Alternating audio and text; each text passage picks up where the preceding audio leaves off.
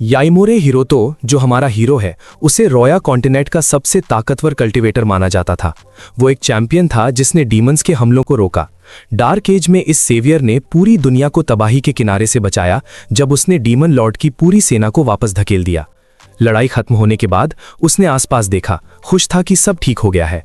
उसकी एक भरोसेमंद फीमेल साथी ने भी हामी भरी और अगले मिशन पर जाने को कहा, लेकिन बिना किसी वार्निंग के उसके दोस्तों ने धोखा दिया और उसकी पीठ में बर्छी और तलवार घोंप दी। दुनिया को बचाने का उसे यही इनाम मिला। जिन दोस्तों पर उसने भरोसा किया उन्होंने ही उसके साथ गद्दारी की। जमीन पर गिरते हुए खून बह रहा था। वो हैरान और दर्द में था। उसने पूछा कि उन्होंने ऐसा क्यों किया और उन्हें कुत्ता कहा। अपनी आखिरी सांसों में उसने हमेशा के लिए बदला लेने की कसम खाई कि हर धोखेबाज को वो जहन्नुम में भेजेगा। अचानक एक आवाज ने उसे गहरी नींद से जागने को कहा। वो चौंक कर उठा। एक आदमी जो इंस्ट्रक्टर जैसा लग रहा था, उसने देखा कि वो होश में आ गया है। पास की एक औरत उसकी तरफ दौड़ी और उसकी हालत के बारे में चिंता से पूछा, लेकिन वो होश में नहीं था। उसके दिमाग में एक ही बात थी कि उसे तो मर जाना चाहिए था। हैरानी में उसने अपने आसपास की भीड़ को देखा। लोगों और जगह को पहचान नहीं पा रहा था। उसे डर लगने लगा, हो सकता है ये जहन्नुम हो। उसका कंफ्यूजन एक लड़के की टॉन्ट से टूटा जिसने याइमोरे पर ताना मारा कि वो एग्जाम के बीच में बेहोश हो गया। एक दूसरे लड़के ने जोड़ा कि याइमोरे अब जूनियर मास्टर नहीं रहा, उसे उसके ही परिवार ने निकाल दिया है। फिर एक लड़की स्टूडेंट ने अपने साथी होकुबा को सलाह दी कि इस गंदगी को छोड़कर असेसमेंट शुरू करे और पूछा कि क्या वो एक और रिकॉर्ड बनाने वाला है। होकुबा ने हल्के से मुस्कुराकर जवाब दिया कि रिजल्ट तो पक्का ही है। उसी समय इंस्ट्रक्टर ने सभी को फिजिकल फिटनेस इवैल्यूएशन दोबारा शुरू करने का इंस्ट्रक्शन दिया। तुरंत हिरोतो के दिमाग में यादों का तूफान आ गया। उसे समझ आया कि वो रोया कॉन्टिनेंट से दूर आ गया है और अब वो एक दूसरे लड़के के शरीर में आ गया है जिसका नाम भी याइमोरे हिरोतो था। यादों से पता चला कि ये लड़का मशहूर याइमोरे खानदान से होने के बावजूद उसकी नसें बंद थीं, जिसके कारण उसका शरीर कमजोर था और उसे निकाल दिया गया था। माँ बाप के मरने के बाद परिवार ने उससे रिश्ता तोड़ दिया और दूर कर दिया। हिरोतो को ये बात हजम नहीं हो रही थी कि वो एक दूसरी दुनिया में आ गया है। उसकी मिली हुई यादों के हिसाब से इस दुनिया के लोग स्पिरिचुअल रिफाइनमेंट, कल्टीवेशन के तरीकों के बारे में कुछ नहीं जानते थे। फिर भी उसने आसपास एक अलग सी शक्ति महसूस की जिसे उसने स्पिरिट की पहचाना।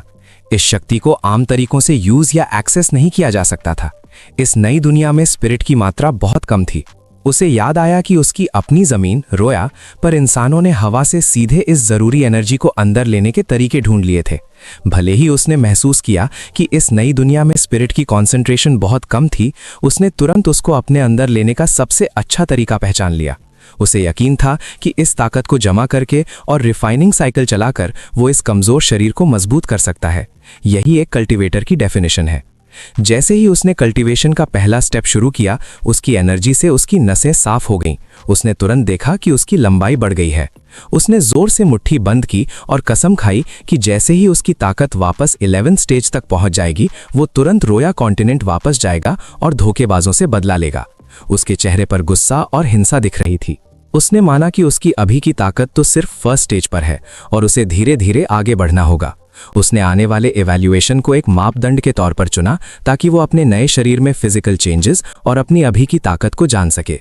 जब वो ऑफिशियल्स के पास गया तो एक ने उसकी फिजिकल कंडीशन कंफर्म की। हिरोतो ने 100 मीटर स्प्रिंट में हिस्सा लेने की बात कही। उसके इस ऐलान पर कई स्टूडेंट्स ने उसकी हंसी उड़ाई।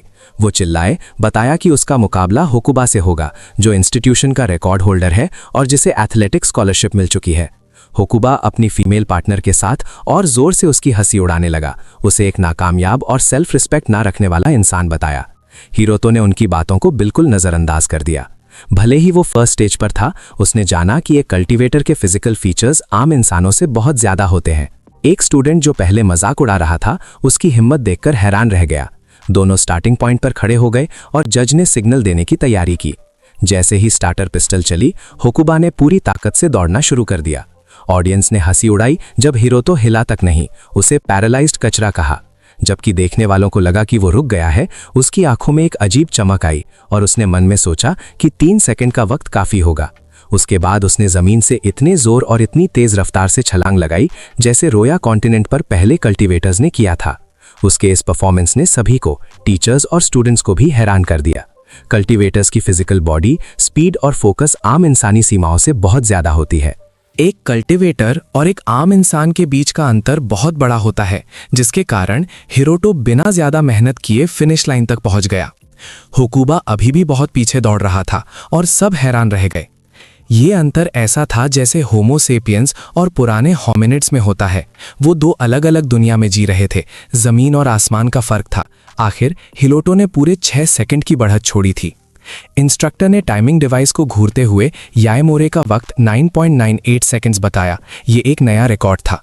हुकुबा गुस्से और हैरानी में घुटनों पर गिर गया, हकलाते हुए बोला कि ये रिजल्ट गलत है। हिरोटो शांत रहा। उसने पहचाना कि वो अपनी पुरानी ताकत से बहुत कमजोर है, लेकिन उसने देखा कि उसका नया शरीर बिल्कुल साफ है। फिर उसने अपने हारे हुए दुश्मन को देखा और मन में कहा कि ये तो उसकी वापस सबसे ऊपर पहुंचने की शुरुआत है। उसका दिमाग पुरानी यादों में चला गया। उसे याद आया कि वो पहले कौन था। याएमोरे हिरोटो, पूरे रॉया कॉन्टिनेंट का सबसे ताकतवर कल्टीवेटर, वो इंसान जिसने सिर्फ 50 साल की मेहनत में अनगिनत ताकतवर लोगों को पीछे छोड़ दिया था। वो कॉन्टिनेंटल सुप्रीम बीइंग था। 65 साल की उम्र तक 11 स्टेज पर पहुंच चुका था। फिर भी रॉया पर डीमन इन्वेजन को हराने के बाद उसका इंतजार उसके साथियों का धोखा कर रहा था, जिन्होंने उस पर शिकारियों की तरह हमला किया। वापस प्रेजेंट में आते हुए उसने वॉशरूम के शीशे में अपनी झलक देखी और ये नतीजा निकाला कि जल्दी से 11 स्टेज तक पहुंचने के लिए उसे खास दवाइयों का इस्तेमाल करना होगा। जब उसने अपने फ़ोन पर उन सब्सटेंसेस की जानकारी देखी तो उसकी कीमत देखकर हैरान रह गया। करण शरीर के पास उतने पैसे नहीं थे। उसके दिमाग में सुरक्षा चार्म्स बनाकर बेचने का ख्याल आया, लेकिन उसने जल्दी ही पता लगाया कि उसके अकाउंट में सिर्फ 1000 जापानीज येन है, जो टैलिस्मन्स बनाने के सबसे सस्ते रॉ मटेरियल्स खरीदने के लिए भी काफ़ी नहीं है। इसलिए उसने तय किया कि बदला लेने के लिए सबसे पहले पैसे जमा करना ज़रूरी है। जब वो अभी भी वॉशरूम में ही था, उसे हुकुबा और उसके ग्रुप ने घेर लिया। उनका लीडर था ओसाकी हारू।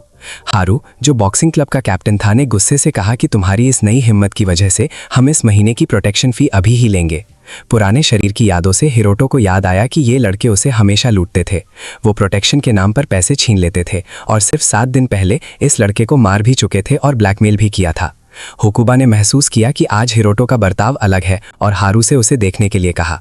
हारू ने उसे कुछ न समझते हुए हामी भरी और सोचा कि इतने कमजोर आदमी को संभालना बहुत आसान काम है। फिर हारू ने अपना हाथ उठाया और बोला कि एक ही पंच काफी होगा। पहले वाला हिरोतो तो मार चुपचाप सह लेता था, पर अब वाला हिरोतो पूरी तरह से अलग इंसान था। जैसे ही घूसा उसके चेहरे की तरफ आया, उसको लगा कि वो कितनी धीमी स्पीड से चल रहा है। एकदम आसानी से उसने ओसाकी हारू के अटैक को डॉज किया और जबरदस्त पलटवार किया। एक सच्चे कल्टीवेटर के लिए वो बॉक्सिंग कैप्टन सिर्फ एक आम नया इंसान था। हिरोतो ने उसको जोर से फर्श पर फेंका, जिससे वो मुंह से खून थूकने लगा। जब एक सबॉर्डिनेट ने बीच में आने की कोशिश की तो हिरोतो ने उसे तेज पक्के किक से तुरंत होश उड़ा दिया।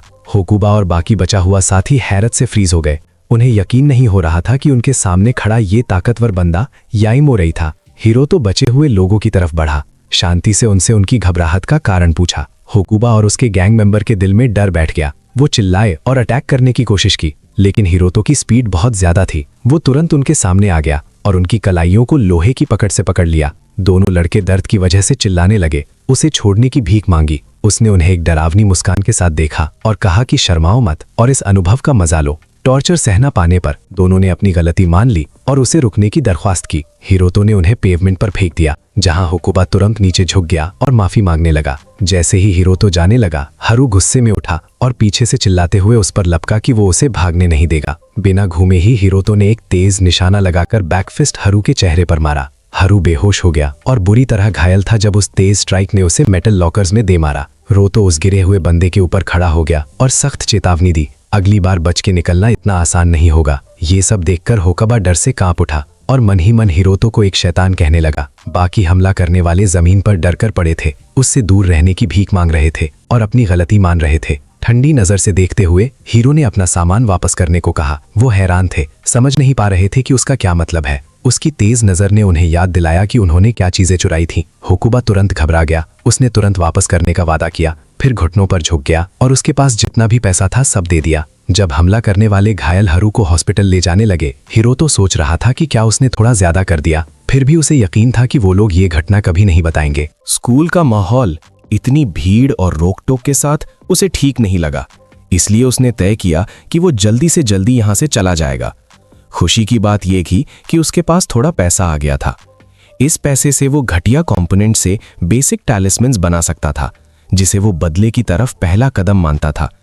ये चीजें आमतौर पर छोटे मोटे प्रैक्टिशनर्स यूज करते हैं, जो स्पिरिट चाय को खास चीजों में डालते हैं और उसे कागज के टुकड़ों पर लगा देते हैं।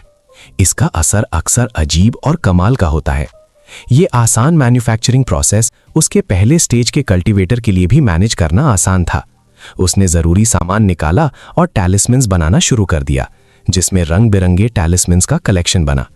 उसने अपनी बनाई चीज़ों को देखा, ये सोचते हुए कि इनकी बिक्री से अच्छा खासा पैसा मिल सकता है। उसकी पहली प्रायोरिटीज अब थीं अपनी ट्रेनिंग के लिए सही जगह ढूंढना और ज़रूरी जड़ी बूटी या बोटैनिकल कॉम्पाउंड्स खरीदना। 21 दिन बाद अपनी रेगुलर रन करते हुए उसके अंदर थोड़ी बेचैनी बढ़ गई, क्योंकि उसका कोई भी टैलिस्मन अभी तक बिका नहीं था। उसके रंग बिरंगे चार्म्स जो उसने खुले में दिखाए थे, उन पर लोगों को शक था और सब उन्हें अजीब चीजें समझ रहे थे। उसका ध्यान तब अचानक बदला जब उसके कानों में एक हल्की सी रोने की आवाज आई। उसने एक छोटा सा कुत्ता ढूंढा जो बुरी तरह घायल था। जानवर के गहरे जख्मों से लग रहा था कि उसे किसी गाड़ी ने टक्कर मारी है। हिरोटो उसके पास घुटनों पर बैठ गया, हालात पर गौर करने लगा। उसने नतीजा निकाला कि ये उसके एक चार्म की ताकत जांचने का अच्छा मौका है। एक खास हीलिंग टैलिस्मन निकालकर उसने उसे कुत्ते की रीढ़ पर रख दिया। इसका काम था अंदरूनी स्ट्रक्चर को ठीक करना और फिजिकल चोट को ठीक करना। कुछ ही पलों में कुत्ता पूरी तरह से ठीक हो गया और खुशी से भौंकते हुए अपनी खुशी जाहिर की। जब हिरोटो प्यार से उस जानवर को सहला रहा था, वो अचानक अकड़ गया, बहुत ज्यादा अलर्ट हो गया और धीमे से घुर्राने लगा। इसी वक्त एक लड़की शुगा शिजुरू वहां आई।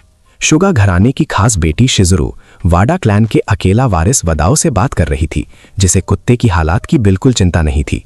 लेकिन उसने वदाओ को बुरी तरह डांटा, ये बोलते हुए कि हादसे के लिए वो जिम्मेदार था। उसने आगे ये भी कहा कि उसने कभी उसे बुलाया नहीं, फिर भी उसने जोर देकर कहा कि वो कुत्ते को डॉक्टर के पास जरूर ले जाएगी। जब शिजुरू घूमी तो वो हिरोटो की बाहों में कुत्ते को देखकर दंग रह गई। ये देखकर हैरान थी कि गाड़ी से तेज टक्कर के बाद ये इतनी जल्दी ठीक कैसे हो गया। वो पास आई, पूछने लगी कि क्या उसने इसे ठीक किया है, जबकि वाडा जोर से चिल्लाकर उसकी आइडेंटिटी पूछ रहा था। शिजुरू ने दोहराया कि उसने पहले इस जानवर को खून से लथपथ और मरा हुआ समझा था। हाइरोटो ने देखा कि शिजुरू के पास एक बोर्ड था जिस पर एक मेडिकल सेंटर का नाम लिखा था, जिससे उसने अंदाजा लगाया कि वो किसी बीमार इंसान से मिलने जा रही थी। एक अच्छा मौका पहचानकर वो शांति से उसके पास गया, एक प्रोटेक्शन टैलिस्मैन निकाला और कहा कि उसने सिर्फ ये यूज किया है। हाइरोटो ने उसकी हैरानी पर ध्यान नहीं दिया, पर वाडा तुरंत बीच में बोल पड़ा, उस वेंडर को घटिया फ्रॉडस्टर बताया और शिजुरू से उसे बिल्कुल भी विश्वास ना करने की दरख्वास्त की। वाडा ने जोर देकर कहा कि इस आदमी ने जानबूझकर कुत्ते को उनके रास्ते में रखा था ताकि उन्हें लूट सके। शिजुरू ने वाडा की बातों को अनसुना कर दिया और सीधे हिरोटो से पूछा, क्या ये चार्म इंसानों पर भी यूज हो सकता है? फिर उसने परेशान होकर पूछा कि क्या इसमें कोमा में पड़े इंसान को ठीक करने की ताकत है, जिससे हिरोटो का शक सही साबित हुआ कि वो किसी बीमार प्यारे इंसान के लिए मदद ढूंढ रही थी। उसने थोड़ी देर रुककर सोचा, अंदर ही अंदर तर्क किया कि चूंकि कोमा की हालत दिमाग की शारीरिक चोट से आती है और क्योंकि सोल क्लेंजिंग टैलिस्मैन गहरी ताजगी और इलाज के लिए स्पिरिट चाय का उपयोग करता है, इसीलिए ये सबसे अच्छा इलाज है। उसने पूरे विश्वास से कहा कि ये खास टैलिस्मैन, जिसे सोल क्लेंजिंग टैलिस्मैन कहते हैं, उसमें इतनी ताकत है कि वो कोमा की गहरी बेजान हालत को भी ठीक कर सके। वाडा ने एक और बार बीच में आने की कोशिश की, मजाक उड़ाते हुए पूछा कि कागज का एक टुकड़ा उसकी मौसी को कैसे ठीक कर सकता है। शिजुरू को इसे छूने से मना किया और समझदारी से काम लेने को कहा।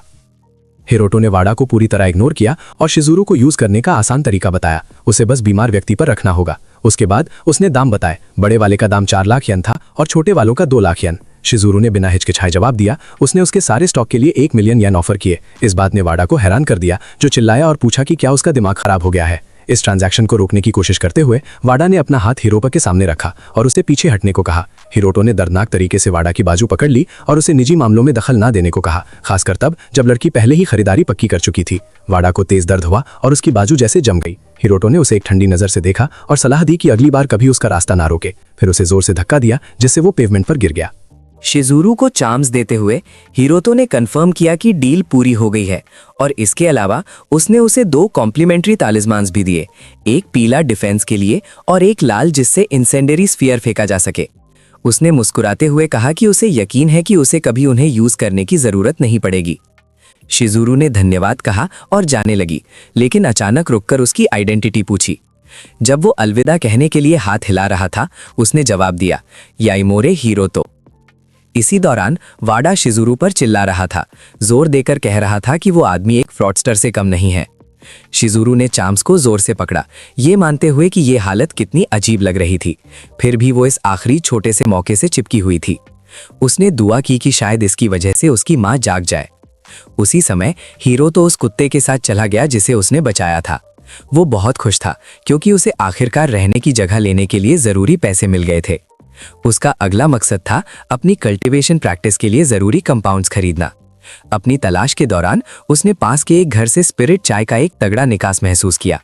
वो हैरान रह गया।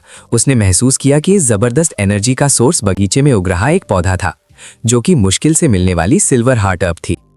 एक अलग जगह पर वाडाओ एक खास फैसिलिटी में अपने जख्मों का इलाज करवा रहा था, अपने दर्द को बता रहा था और हीरोतो को एक विलन कह रहा था। उसने कसम खाई कि अगले ही पल जब उनका रास्ता टकराएगा तो वो बदला लेगा। उसी समय शिजुरू को उसके बर्ताव के लिए एक बुजुर्ग आदमी बुरी तरह से डांट रहा था, जहां शिरो भी मौजूद था। इस बुजुर्ग को शुगा केंजी के रूप में पहचाना गया, जो सिटी काउंसिलमैन और शिजुरू का पिता था। केंजी उसे बहुत बुरा भला कह रहा था, ये आरोप लगाते हुए कि उसने उनके खानदान पर शर्म लाई है। वो उसे डांटता रहा कि उसने एक ऐसे आदमी की बातें मान ली जिसे वो फ्रॉड कहता था, और चिंता जाहिर की कि उनके परिवार का नाम सबके लिए मजाक बन जाएगा। हॉस्पिटल के अंदर स्टाफ सच में नई गॉसिप फैला रहे थे। काउंसिलमैन की बेटी के बारे में कानाफूसी कर रहे थे, जिसने लाखों येन देकर एक कागज का तवीज खरीदा था।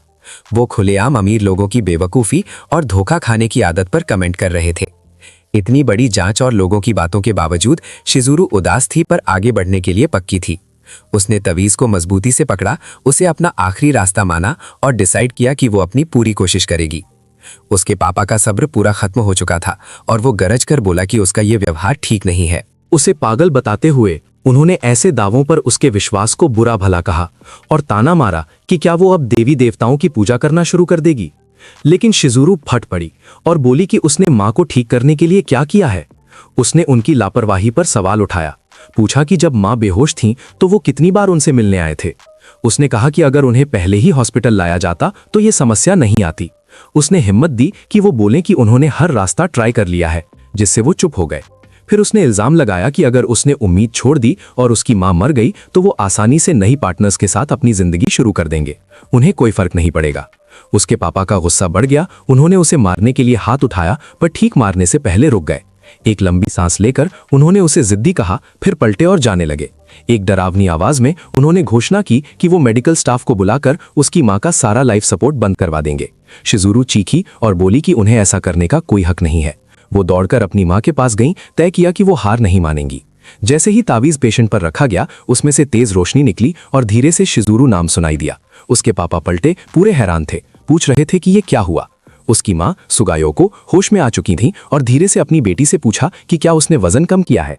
शिजुरू की आंखों में आंसू आ गए और उसने फुसफुसाया, मां, जबकि उसके परेशान पापा डॉक्टर को बुलाने के लिए कमरे से दौड़कर बाहर चले गए। वो कॉरिडोर में दौड़े, खुशी से अपनी पत्नी के ठीक होने का ऐलान कर रहे थे। डॉक्टर और नर्स उनकी तरफ तेजी से आए, उनके दावे पर यकीन नहीं कर रहे थे। वो तुरंत कमरे में घुसे और मेडिकल जांच शुरू की। कुछ देर चेक करने के बाद डॉक्टर ने पापा को बताया कि रिकवरी में वक्त लगेगा, पर उनका अनुमान था कि पत्नी 1.5 साल 18 मंथ्स के अंदर नॉर्मल जिंदगी जीने लगेगी। शिजुरू ने अपनी हथेली में चमकते तावीज को देखा और माना कि इसका बहुत बड़ा हाथ था। जब वो इस चमत्कार की खुशी मना रही थी, तभी डॉक्टर ने अपना हैरानी व्यक्त की, कहा कि यह घंटा पूरा मेडिकल साइंस के खिलाफ है। इसे मिरेकल कहने के अलावा वो कोई साइंटिफिक कारण नहीं दे पा रहे थे। डॉक्टर ने बड़े मेडिकल अवार्ड जीतने वाले प्रोफेसर सुजुकी से सलाह लेने की सिफारिश की। ऑल वाइल शिजुरू के पापा अभी भी हैरान खड़े थे। वाडेशो, जो ये सब देख रहा था, पूरी तरह से घबरा गया था। सोच रहा था कि क्या हिरोटो कोई अलौकिक चीज है। शिजुरू ने अपनी मां को गले लगाया, जिन्होंने फिर उस दर्द के लिए माफी मांगी जो उन्होंने दिया था। शिजुरू की बेटी को होश में आने की बेहद खुशी थी। बाकी तावीजों को पकड़ते हुए शिजुरू को यकीन था कि किस्मत ने बीच में दखल दिया है और कसम खाई कि जब वो उस भलाई करने वाले से दोबारा मिलेगी तो उसे एक बड़ा इनाम जरूर देगी। इधर हमारा हीरो सफलतापूर्वक अपने नए घर में शिफ्ट हो चुका था। ये शिफ्टिंग उसके रॉया कॉन्टिनेंट वापस जाने की पहली स्टेज थी। जिन लोगों ने उससे धोखा दिया था, उनकी तस्वीर उसकी यादों में पक्की थी। उसने चुपचाप कसम खाई कि वो उनके गुनाह को कभी माफ नहीं करेगा। बदला लेने के लिए उसने जाना कि पहले 11th कल्टीवेशन स्टेज तक पहुंचना जरूरी है, जिसके लिए खास स्पिरिचुअल स्प्रिंग्स और मुश्किल से मिलने वाले इथीरियल सब्सटेंसेस की जरूरत थी। उसने चुपके से उनसे सब्र रखने को कहा, उन्हें भरोसा दिया कि उनके हिसाब का दिन बहुत जल्दी आने वाला है। लेकिन एक बड़ी रुकावट सामने आई। इस जगह के आसपास की स्पिरिचुअल एनर्जी बहुत कम थी। उसने हिसाब लगाया कि इस स्पीड से चलने पर उसका कल्टीवेशन का काम रुक जाएगा। आगे बढ़ने के लिए उसे किसी ऐसे सोर्स या ऑब्जेक्ट को ढूंढना जरूरी था जो जबरदस्त ची एनर्जी से भरा हो। पहले तो उसने सोचा कि उसे सिर्फ स्पिरिचुअल स्प्रिंग्स या पुरानी चीजें ही ढूंढनी पड़ेंगी, लेकिन वो तब हैरान हो गया जब उसने अपने नए घर के बगीचे में सिल्वर हार्ट हर्ब को उगते हुए देखा। उसने सोचा कि ये खास पौधा जो स्पिरिट रैंक मटेरियल में आता है, इसका एक अलग काम है। ये नॉर्मल पौधों से अलग है, इसे ऐसी दवाइयां बनाने में इस्तेमाल किया जाता है जो एक कल्टीवेटर की प्रोग्रेस को बढ़ाती हैं। उसने सोचा कि इसके फल से चीची पिल बनाने से वो दूसरी स्टेज तक पहुंच सकता है। फिर भी होशियारी जरूरी थी। उसने माना कि कोई भी लापरवाही मुसीबत ला सकती है। भविष्य में आने वाली आफतों के अनिश्चित नेचर को देखते हुए उसने तुरंत ट्रेनिंग शुरू करने का मन बना लिया। तुरंत ही एक बहुत बड़ी फाइनेंशियल समस्या सामने आई। चीची पिल के लिए जरूरी कंपोनेंट्स इतने ज्यादा महंगे थे कि उसके पास जो कुछ भी था, अगर वो सब बेच भी देता तो भी कम पड़ता। जब वो अपनी हमेशा की जगह पर तावीज बेच रहा था तो उसने महसूस किया कि चुप रहने की उसकी कोशिश के बावजूद मुसीबत उसे ढूंढ चुकी थी। वो सर्वेलेंस स्कीम वापस आ गई थी। भले ही वो एक सही दूरी बनाए हुए थे, लेकिन उनकी तरकीब बंद निगरानी उसके तीसरे दिन से ही जारी थी। आज उसने देखा कि उनकी संख्या बढ़ गई है, जिससे उसने सोचा कि क्या वो अब फाइनली हमला करने को तैयार है। उसने फैसला किया कि वो इन हमलावरों को ध्यान से देखेगा। जैसे ही वो अपना सामान पैक करने लगा, एक लड़की ने अचानक हैरानी से उसका नाम पुकारा। उसने तुरंत उसके यहाँ होने पर और एकेडमी में ना आने पर सवाल किया और ताना देते हुए कहा कि इमोरी क्लैन से बाहर निकाले जाने के कारण उसकी कमजोरी की वजह से वो गरीब हो गया है और पढ़ाई की फीस अफोर्ड नहीं कर सकता। हियोटो ने पहचान लिया कि ये वही पुरानी क्लासमेट थी जो पहले उसके शरीर के असली मालिक का साथ देती थी। उसने उसे पैसे देने की ऑफर की ताकि वो वापस स्कूल जा सके, लेकिन उसने शुक्रिया के साथ मना कर दिया। कहा कि काम की जिम्मेदारियां हैं और वादा किया कि वो आगे मिलेगा। जब वो उसे जाते हुए देख रही थी तो लड़की को अजीब सा लगा। उसने निष्कर्ष निकाला कि हियोटो किसी न किसी तरह की मुश्किल में फंसा हुआ है। एक तंग गली में आगे बढ़ते हुए हियोटो ने अपने दुश्मनों की मौजूदगी महसूस की। 7 उसके लेफ्ट तरफ थे और 3 राइट तरफ। उसने तय किया कि वो उन्हें एक साथ खत्म करेगा। तेजी से दौड़ना शुरू करते ही उसने तुरंत पीछा करने वालों का ध्यान अपनी तरफ खींच लिया, जो पीछा जारी रखने के लिए चिल्ला रहे थे। उसने उन्हें एक तंग रास्ते से तब तक ले गया जब तक वो एक दीवार तक नहीं पहुंच गए, एक ऐसी जगह जहां आगे रास्ता नहीं था। वो रुका, पलटकर उनका सामना करने लगा। तभी एक हमलावर ने कहा कि भागने का कोई रास्ता नहीं है। हियोटो ने उन्हें चैलेंज दिया, हिम्मत दी कि वो सब एक साथ उससे लड़कर दिखाए। उनका बॉल्ड लीडर उस पर नफरत भरी हंसी के साथ मुस्कुराया। उसे ये सिचुएशन मजेदार लगी। हियोटो ने ठंडी आवाज में पूछा कि इतने दिन तक पीछा करने की वजह क्या है और उनका स्पॉन्सर कौन है। लीडर ने जवाब दिया कि इस टारगेट में बहुत हिम्मत है कि एक बड़ी कॉर्पोरेट एंटिटी को गुस्सा दिलाए और बिना किसी परवाह के अपना सामान बेचता रहे। फिर उसने हंसी उड़ाई, पूछा कि अमातानी क्लैन की यंग एरिस उस जैसे आदमी में क्यों दिलचस्पी लेगी, और ताने से हियोटो को उसके अगले जन्म में अच्छी किस्मत की इच्छा की। हियोटो तुरंत समझ गया कि वो अमातानी सेत्सु की बात कर रहे थे। वो अमातानी क्लैन की मुख्य वारिस थी और उसे याद आया उसके शरीर के पिछले मालिक की पुरानी मंगेतर थी। ये एंगेजमेंट शरीर के मालिक को कमजोरी की वजह से निकाल देने के बाद टूट गई थी। उसने सोचा कि क्या ये लोग अमातानी क्लैन से जुड़े हैं, ये सोचते हुए कि टूटी हुई मंगनी के लिए हत्या करना कुछ ज्यादा ही है। उसका चेहरा संकल्प से सख्त हो गया। उसने तय किया कि अब जानकारी जबरदस्ती निकालनी पड़ेगी। इसी बीच उसकी क्लासमेट मोयामा ये सब थोड़ी दूरी से देख रही थी।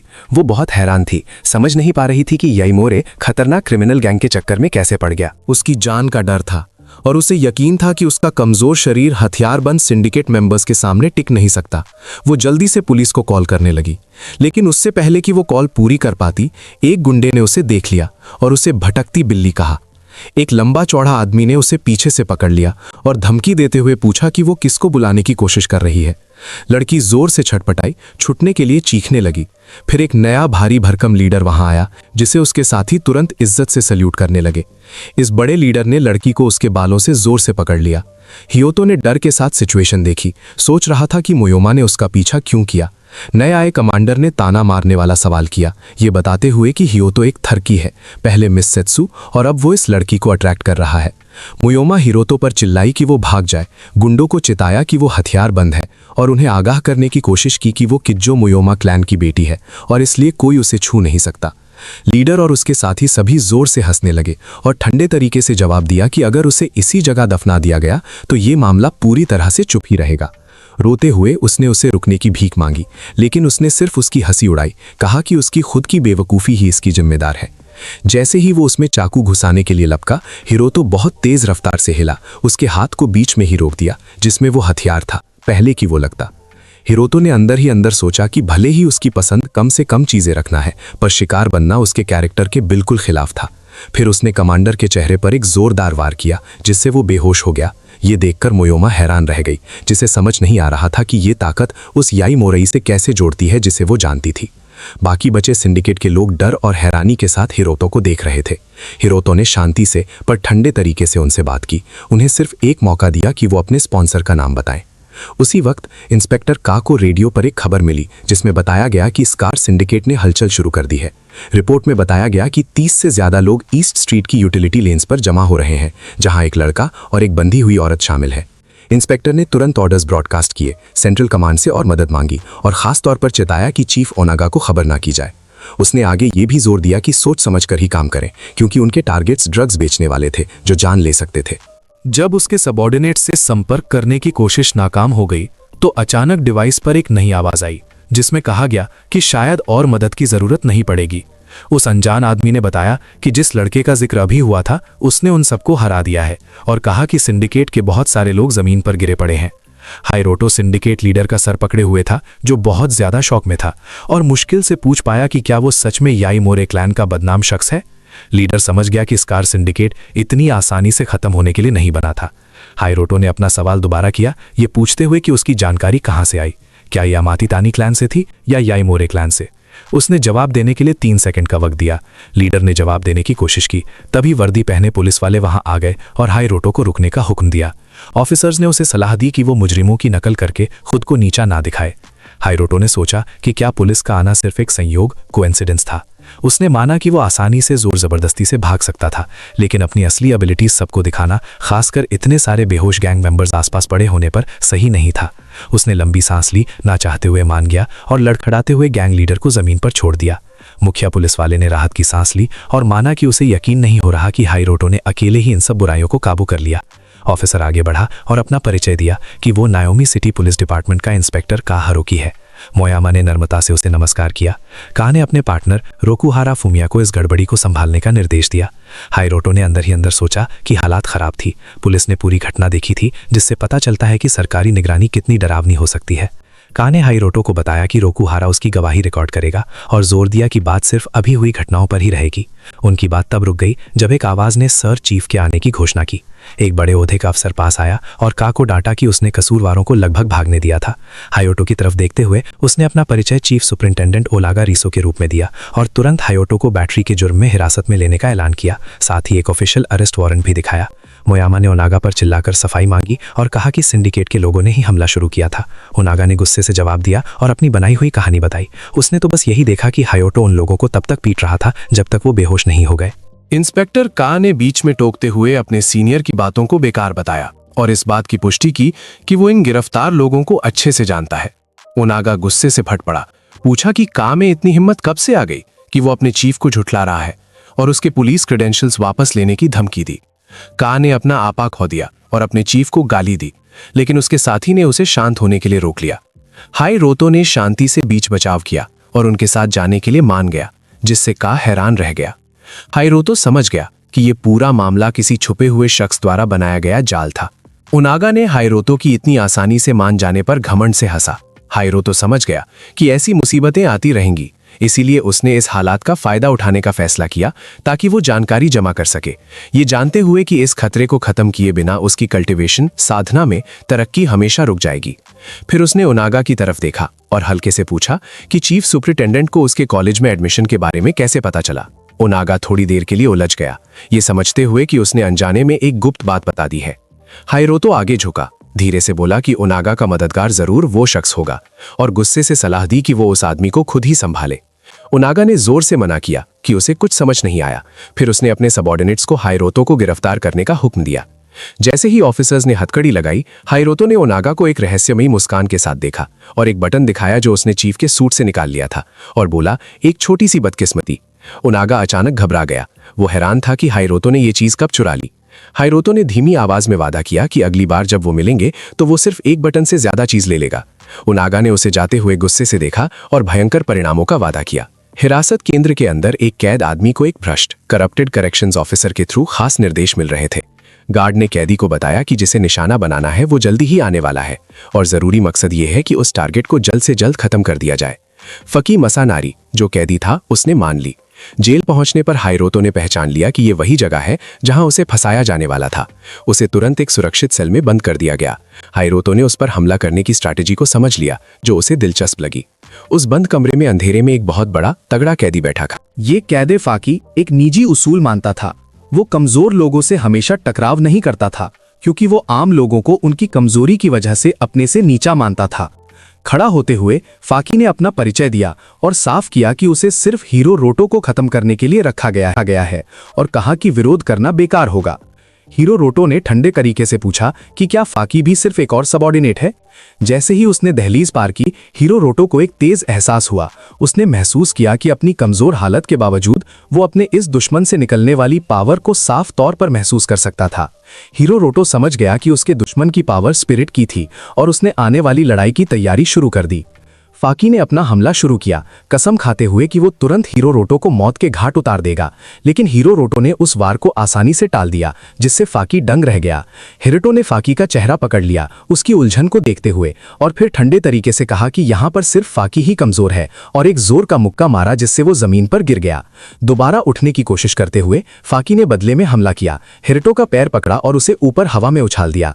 बड़ी चतुराई से हिरोटो ने अपना संतुलन बना लिया। इस तरह वो जमीन से टकराने से बच गया। फाकी ने माना कि उसने पहले गलत अनुमान लगाया था और उसे बहुत दर्द देने का वादा किया। इसी दौरान हिरोटो एक वायलेट एनर्जी फील्ड से घिर गया और तेजी से फिर से फाकी की तरफ लपका। एक शक्तिशाली मुट्ठी से वार किया जिससे फाकी हवा में उछल गया। फाकी ने हिरोटो से निकलने वाली जबरदस्त ताकत महसूस की और हवा में उड़ते हुए खून थूका। हिरोटो ने अपना हमला जारी रखा। अचानक फाकी के ऊपर दिखाई दिया। एक जोरदार किक मारी जिससे फाकी टक्कर से दीवार में घुस गया, जब तक कि वो घुटनों पर गिर नहीं गया, हरा हुआ और सांस लेने में मुश्किल होती हुई। गुस्से में आकर फाकी फिर खड़ा हुआ, हिरोटो पर चिल्लाकर कहा कि वो अकड़ ना दिखाए, लेकिन हीरो रोटो ने आसानी से उस मुक्के को रोका। फिर उसके सीने पर एक फैसलाकुन वार किया। इस वार की ताकत से फाइटर के नीचे की जमीन टूट गई। फाकी हाथ पैर छोड़कर बैठ गया, हैरान था कि ये इतनी ज्यादा ताकत कहां से आई। हिरोटो के आसपास एक लाल ऑरा आ गया जब उसने आखिरी वार की तैयारी की। उसकी मुट्ठी लगी जिससे एक बहुत बड़ा धमाकेदार जोर पैदा हुआ। हिरोटो ने हारे हुए फाकी का सिर पकड़ा और अपना सवाल दोबारा किया कि उसके बॉस मालिक की पहचान क्या है। उसने आगे ये भी मांगा कि उसने स्पिरिचाई कहां से हासिल की। उसी वक्त अपने प्राइवेट ऑफिस में ओनागा फोन पर हाइरोटो के बारे में जानकारी दे रहा था, उसे एक हैवान बता रहा था। दूसरी तरफ वाले शख्स ने मजाक उड़ाया, सवाल किया कि क्या वो सच में हैवान है या सिर्फ याइमोरे क्लैन से आया हुआ एक बदनाम आदमी। ओनागा ने कहा कि ये क्लासिफिकेशन मायने नहीं रखता, बस वो शख्स बिना किसी गड़बड़ी के खत्म हो जाना चाहिए। कॉलर ने उसे यकीन दिलाया कि उन्होंने रियुगा प्रिजन से हाल ही भी छुटे हुए एक कैदी को इस हालात को संभालने के लिए भेज दिया है। कॉलर ने आगे वादा किया कि अगर ये ऑपरेशन सफलतापूर्वक पूरा हो जाता है तो वो ओनागा को लॉर्ड सोमा के सामने हुआन क्षेत्र के 3rd डिपार्टमेंट के नेता के रूप में एंडोर्स करेंगे। ओनागा ने कॉलर को चेताया कि वो ये वादा जरूर पूरा करे। सेल में वापस आकर फाकी के देर तक चुप रहने पर हिरोटो ने उसकी हिम्मत की तारीफ की। हारे हुए फाइटर ने अपनी गलती मानी, ये पहचानते हुए कि हिरोटो आम इंसानों की क्षमताओं से बहुत आगे है, जैसे हम लोग हैं। लाइक अस, इस बात ने हिरोटो का ध्यान खींच लिया।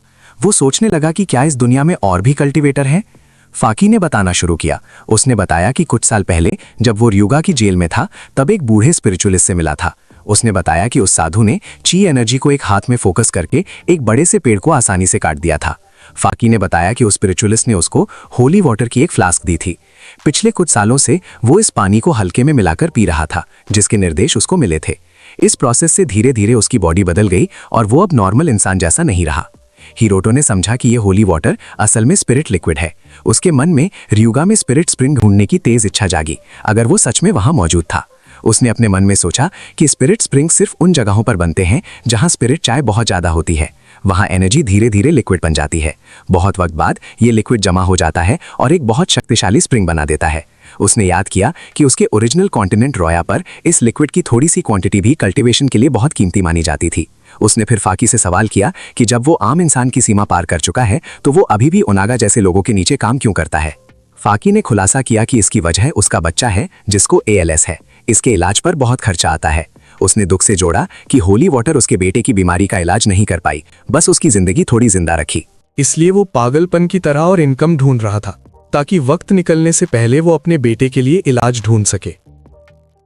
हियोतो ने उसे हैरान करते हुए कहा कि वो इस बीमारी को ठीक कर सकता है और शायद उसके बच्चे को बचा सकता है। फाकी ने उसे पूरी तरह से हैरानी में देखा। हियोतो ने साफ किया कि होली वाटर असल में स्पिरिट लिक्विड है और इसको किसी आम आदमी को देना खतरनाक हो सकता है। हल्का किया हुआ स्पिरिट ची तो ठीक है, लेकिन ज्यादा कॉन्सेंट्रेशन बिल्कुल अलग बात है।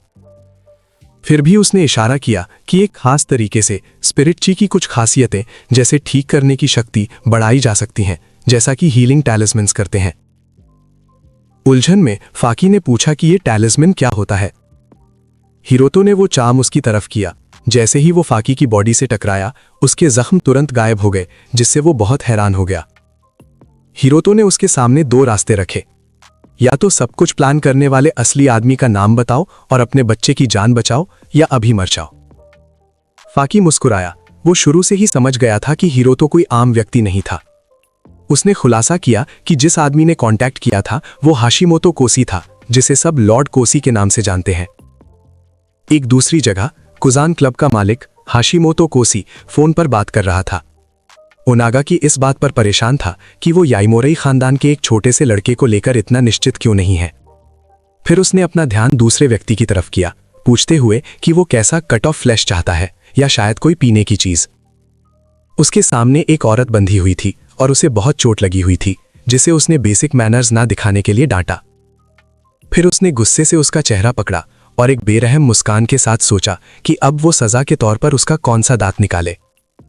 जैसे ही वो औरत दर्द से तड़प रही थी, उसका अटेंडेंट बीच में आया और बताया कि लॉर्ड सोमा ने याइमोरेई हिरोतो के मामले में फोन किया है। हाशिमोतो ने जवाब दिया कि रियुगा से पकड़े गए आदमी को पहले ही काम पर लगा दिया गया है और वो खुद बाद में पुलिस स्टेशन जाएगा। उसने अटेंडेंट को लॉर्ड सोमा को शांत करने का निर्देश दिया। उसने एक बुरी मुस्कान के साथ बात खत्म की, ये ऐलान करते हुए कि प्रोसेस कुछ भी हो, हिरोतो का अंजाम मौत ही होगी। फाकी ने वो क्रॉस जिसमें होली वाटर थी हिरोतो को दे दी और बदले में टैलिस्मन मांगा। हिरोतो ने तुरंत पहचान लिया कि यह substance highly concentrated spirit liquid है। उसने समझा कि अगर इस लिक्विड को सिल्वर हार्ट हर्ब को सींचने के लिए यूज किया जाए तो वो तुरंत फल लेगा। और तो और इसके बीजों से ची गैदरिंग पिल बनाई जा सकेगी, जिससे वो कल्टीवेशन के दूसरे स्टेज तक पहुंच सकेगा। हिरोरोटो ने फाकी का शुक्रिया किया, ये मानते हुए कि इससे उसकी बहुत बड़ी मदद हुई है। फाकी ने उसे चेतावनी दी कि हाशिमोटो तुरंत उसकी ट्रैकिंग शुरू कर देगा। उसने जोर देकर कहा कि जिन्हें हाशिमोटो टारगेट करता है उनका अंत हमेशा बुरा होता है। हिरोरोटो ने फाकी की सुरक्षा की गारंटी दी अगर वो उनके समझौते का पालन करता रहे। हाशिमोटो के बारे में हिरोरोटो ने कसम खाई कि वो खुद जाकर उसे सलाम करेगा। शिजुरू अपनी पीली स्पोर्ट्स कार चलाकर नायोमी यूनिवर्सिटी पहुंची। उसने सोचा कि अगर उसने फोटो ना देखी होती तो वो कभी नहीं मानती कि टैलिस्मन्स बेचने वाला व्यक्ति याइमोरेई खानदान का निकला हुआ बच्चा उसका ही कॉलेज फ्रेंड भी है।